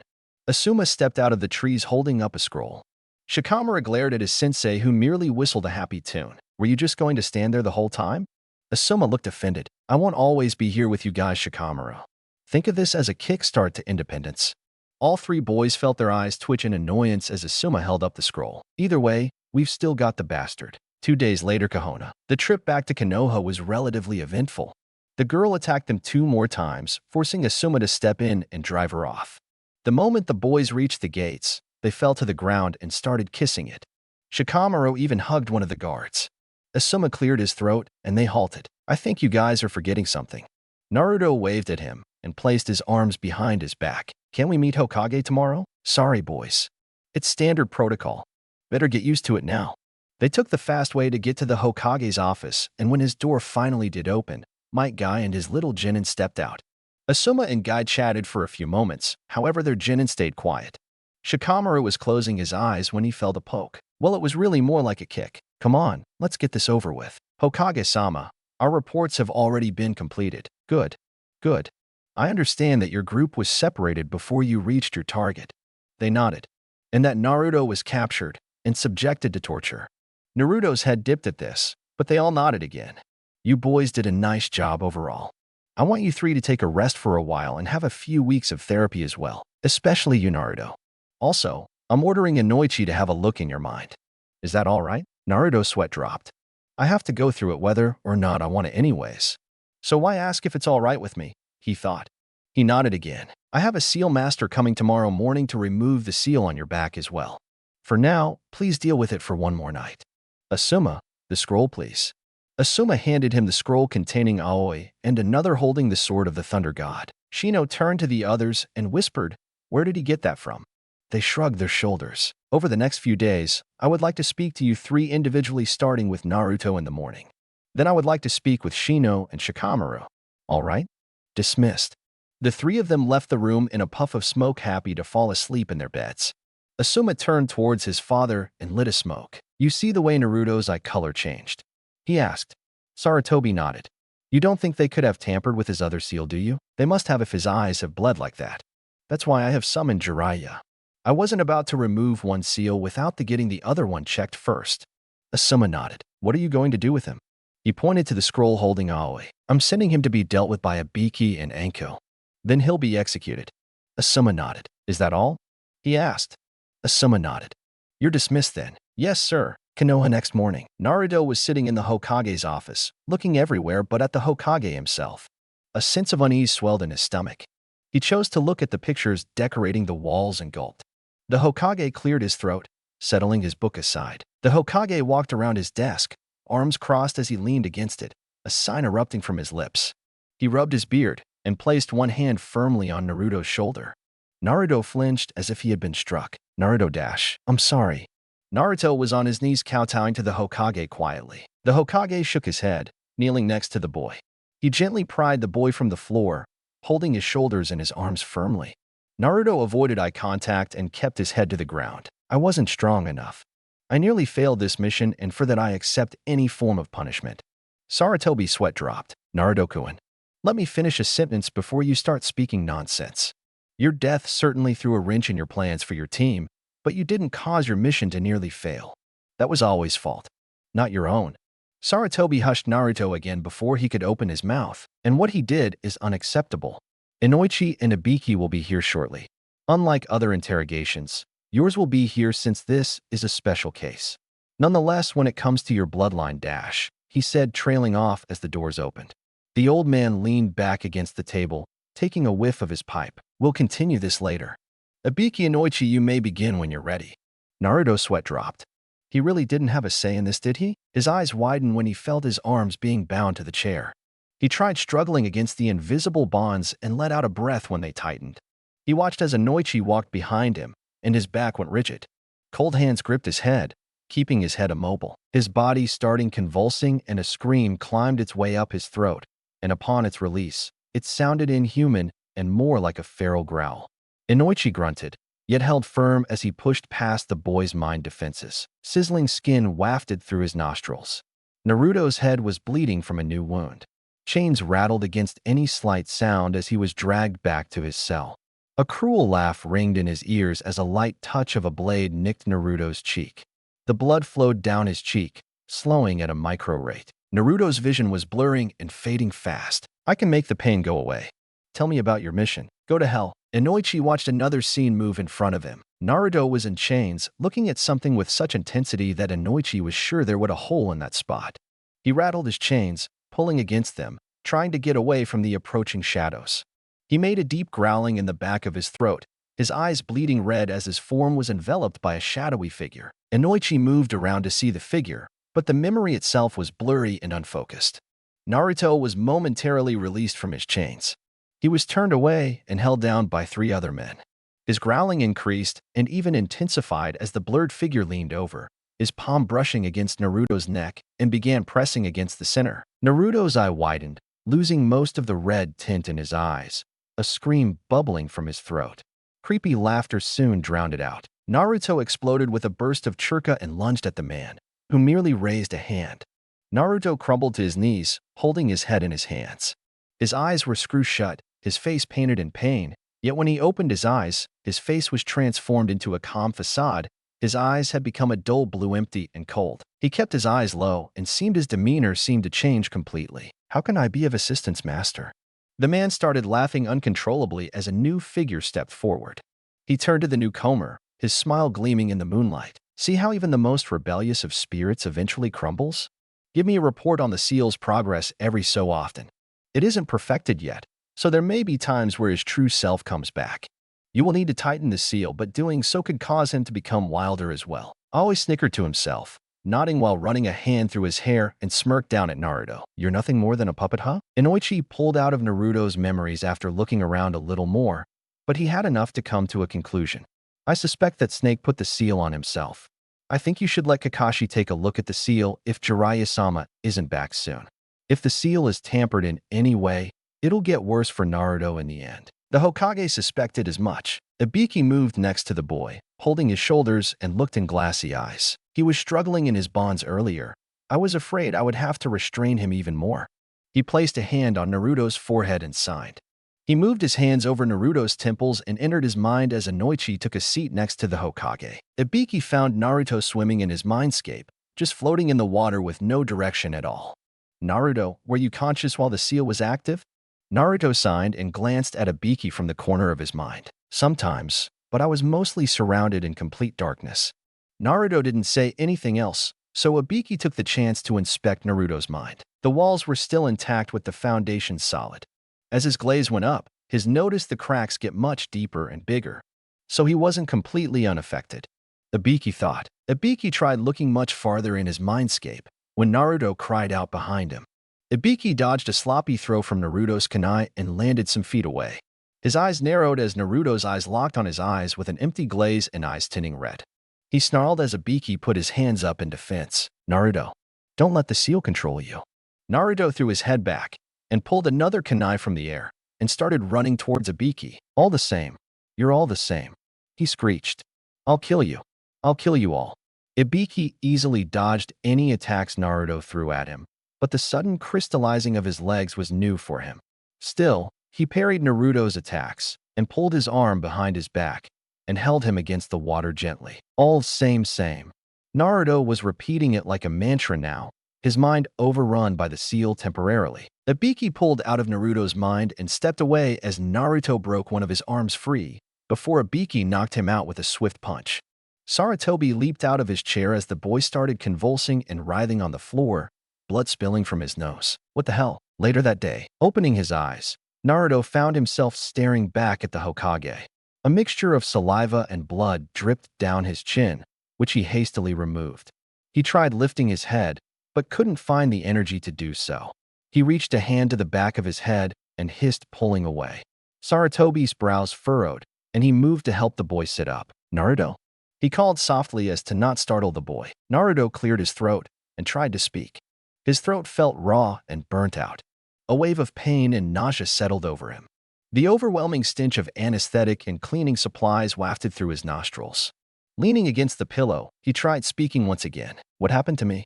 His voice was no louder than a whisper. The Hokage strained to hear the boy. Sarutobi glanced out the window, taking a few steps away from the boy lying in the bed. "Tell me, Naruto, what do you remember during your time in captivity?" An empty look entered his eyes. Lots of pain, lots of darkness, and Naruto's face flushed as he ducked his head, the tips of his ears a light pink. Sarutobi found this amusing, yet puzzling. "A girl," he finished softly. Realization dawned on Sarutobi. Was she cute? Naruto chalked on his saliva. "That's the first thing he asks." He thought, shaking his head. "What happened between you two?" Naruto took a second to think and shook his head. "I don't remember. Everything's foggy." Sarutobi's eyes narrowed. "Then how do you remember a girl?" Naruto's ears blushed a bright red. Her voice was soothing and made the pain go away. He trailed off. Before Sarutobi could press any further, a knock was heard. Before he could tell the person to go away, the door was swung open. Sarutobi clenched his fist by his side as Asuma walked his way across the room. Asuma gave his father a serious look, immediately dragging him away from the confused boy, leaving him alone. "You were supposed to tell me when you wanted to question Naruto. What the hell happened back there?" Asuma half-whispered as they walked back to the Hokage's tower. Sarutobi signed. "I sent another pigeon for Jiraiya. The seal is getting worse." "Sarutobi, what happened?" The old man held up his hand, silencing Asuma with a wave of his hand. "You will address me as your dash. Answer my question, old man." Asuma easily dodged a kunai to the forehead and signed, taking a seat. Naruto submitted to the seal's control momentarily. When Ibiki entered his mind, the seal activated. Whoever made it had the intention on making Naruto lose his memories to protect themselves. The seal then proceeded to attack Naruto. Sarutobi held up his hand, keeping Asuma quiet. "I managed to cut off the connection between Naruto's brain and the seal. He suffered some internal damage, which will take some time to heal. The bastard was also good at preventing Minato's seal from mostly interfering. The quicker Jiraiya gets here, the better. When he gets here, I want him to spend some time with Naruto. Also, I'm removing Naruto from the field for a while and sending him to see a specialist. The last thing we need is an unstable ninja on the battlefield, suddenly going crazy and destroying everything in his path. You think Naruto's unstable? Sarutobi shook his head. No, he's been through quite an ordeal and needs some time off. Maybe your whole team needs to be evaluated. They all had some experience on this mission. They may be ninjas, but they are still children. I've seen and dealt with too many unstable ninjas in my time. Asuma nodded slowly. Understood. Dismissed. The next week, Naruto was walking down a road, glancing at all the merchandise the merchants were displaying. He pulled out his wallet and brought a few bags of fruit. He traveled a little further down and purchased a bag of beans and potatoes.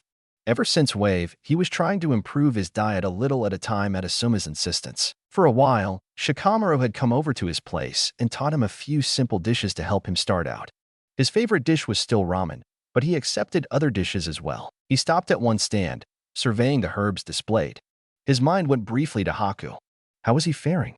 When they traveled to Wave that last time, Naruto took a day or so to figure out what happened to Haku, but no one had seen him since Naruto's first departure. Naruto looked at some of the herbs and brought a few. They had some medical properties, and he thought the team's current resident medic Shino would appreciate it. Come to think about it, he hasn't seen either Shikamaru or Shino for a while. He smiled as a thought in his mind. He quickly finished his grocery shopping and dropped the bags on his kitchen table and took to the roofs. Feeling the wind blow through his hair, Naruto first stopped by Shikamaru's house. He found Shikamaru laying against a tree with his eyes closed and head bowed. Naruto gently stirred the lazy pineapple from his slumber and whispered his plan. Shikamaru groggily agreed and took the offered hand to stand up. They split up and Naruto found Shino training in their training ground, with a few scrapes and scratches. Naruto told Shino his idea and Shino seemed to smile under his hood and finished up his training session, before following Naruto around. They passed by Asuma on his daily walk and stopped for a moment, staring at his back as they watched him by a bouquet of flowers. They glanced at each other, shrugged their shoulders, and kept on running. Later that day, Naruto was putting the finishing touches on the cake when the doorbell rang. He threw the apron into his room and moved Shino towards the door while he ran to the bathroom, making sure his face was devoid of any flour. Shikamaru pushed him out the bathroom a moment later. Naruto fixed his clothes and greeted his guests. He smiled as all the genin walked in, suspiciously looking for any traps or surprises. Welcome everyone. Please come in. No, this isn't a trick. Dressed in black slacks, Naruto straightened his orange t-shirt and adjusted his orange bowl-style hat. His hands were stuffed in his pockets, which he removed to usher people in. He took Hinata's and Ino's arms and escorted them, while Shino literally pushed Sasuke and Kiba through the door. Once everyone was in the room, Naruto had Shikamaru hand everyone a drink. On the behalf of teammate, I would like to congratulate all of us for a job well done. We have graduated from the academy and become full-fledged ninjas. The road ahead is steep and dangerous. We will be beaten and battered at first, but soon we will become jonin like our senseis. I wish us all luck at reaching our dreams together and with the support of everyone here. May the will of fire shine brightly in all of us. Naruto raised his glass as everyone clapped. Shino took a swing of his drink, shaking his head. You're dramatic as always, Naruto. Naruto scratched the back of his head and laughed as he stepped down from his table. The genin socialized and caught up with each other. Everyone was sitting around Naruto's living room, laughing and talking when Sakura asked a question, gaining Naruto's attention. Naruto, where have you been for the past week? Everyone quieted down, while Naruto's smile grew tighter. Shikamaru and Shino tried not to make their interest obvious, but they failed. Naruto pulled on his hat and removed it from his head, tossing it in his lap. I've trained with Yamanaka-san, Sakura-chan. Ino's ears perked up. What kind of training? Naruto shook his head. Nothing much, just a few things here and there. I think it's getting late, everyone. Teammate has a mission in the morning, and our sensei will be quite angry if we are late. Shino and Shikamaru nodded and helped Naruto clean up the mess later. All three were in the kitchen, drinking away. How's the training going? Naruto let his head fall in his hands and shook his head. Fine, but tiring. Shino pushed further. In the dreams, fine.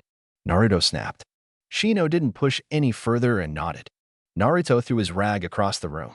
They're not getting worse, but sometimes I just think about the mission over and over. Always words are constantly in my head. Am I a puppet? Or do I have a will of my own? Maybe. I don't even know sometimes. Naruto grabbed his head and shook it. He crumbled to his knees and sobbed softly. Either Shino or Shikamaru approached him, instead keeping their distance for a moment. When the sobs quietened, Shikamaru took a sip of his glass. That mission was hard on all of us, Naruto. Aoi did make you turn into a little puppet during your time with him. But your desire to protect your friends and family made you overcome that. Your ability to rebel against the seal all the time proves that. You'll only be a puppet if you let Aoi win. Shino nodded. Naruto wiped his eyes and smiled brightly at his teammates. Thanks, Shika. You too, Shino. I'll see you tomorrow. I was serious about that mission. Naruto laughed as Shikamaru groaned. Extra, 1.5 months later, Shikamaru's house. Shikamaru was staring at the clouds on top of his roof. His mind, however, wasn't relaxed like normal. No, the inside of his mind was chaotic and turbulent. But he needed this downtime. He opened his eyes at the sound of shuffling foot settling next to him. His mother's hair was blowing in the summer breeze, little bits of flower adorning her face. She ruffled his hair for a moment, glazing at the clouds with him. How's your training? She wasn't looking at him, but he glanced at her. Fine. Naruto came back yesterday. He's staying with us permanently this time. It felt nice having everyone together again. Shino learned a few new techniques from his family as well. And I've gotten better at making strategies, but what? I feel like I don't do enough. Most of the heavy fighting is done between Naruto and Shino.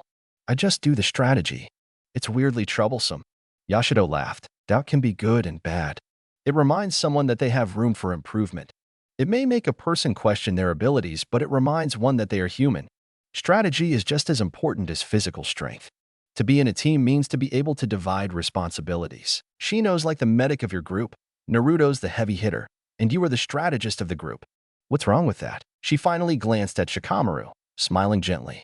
If a team was purely based on one element, they wouldn't survive long on the battlefield, would they? Shikamaru shook his head. The two shared a moment of silence, when Shikamaru cleared his throat and brushed the dirt off his pants. Thanks for the talk, Mom. Yashido merely stood on her feet, smacking Shikamaru on the back of the head. You're welcome. Now go clean your room. And when you're done, go to the market and pick up my dry clean. When that's done, go wake up your father and tell him dinner's ready. Don't forget to clean the dishes afterwards, she said, walking away, wiping her face with a rag. Shikamaru groaned, scratching the back of his head. Troublesome woman.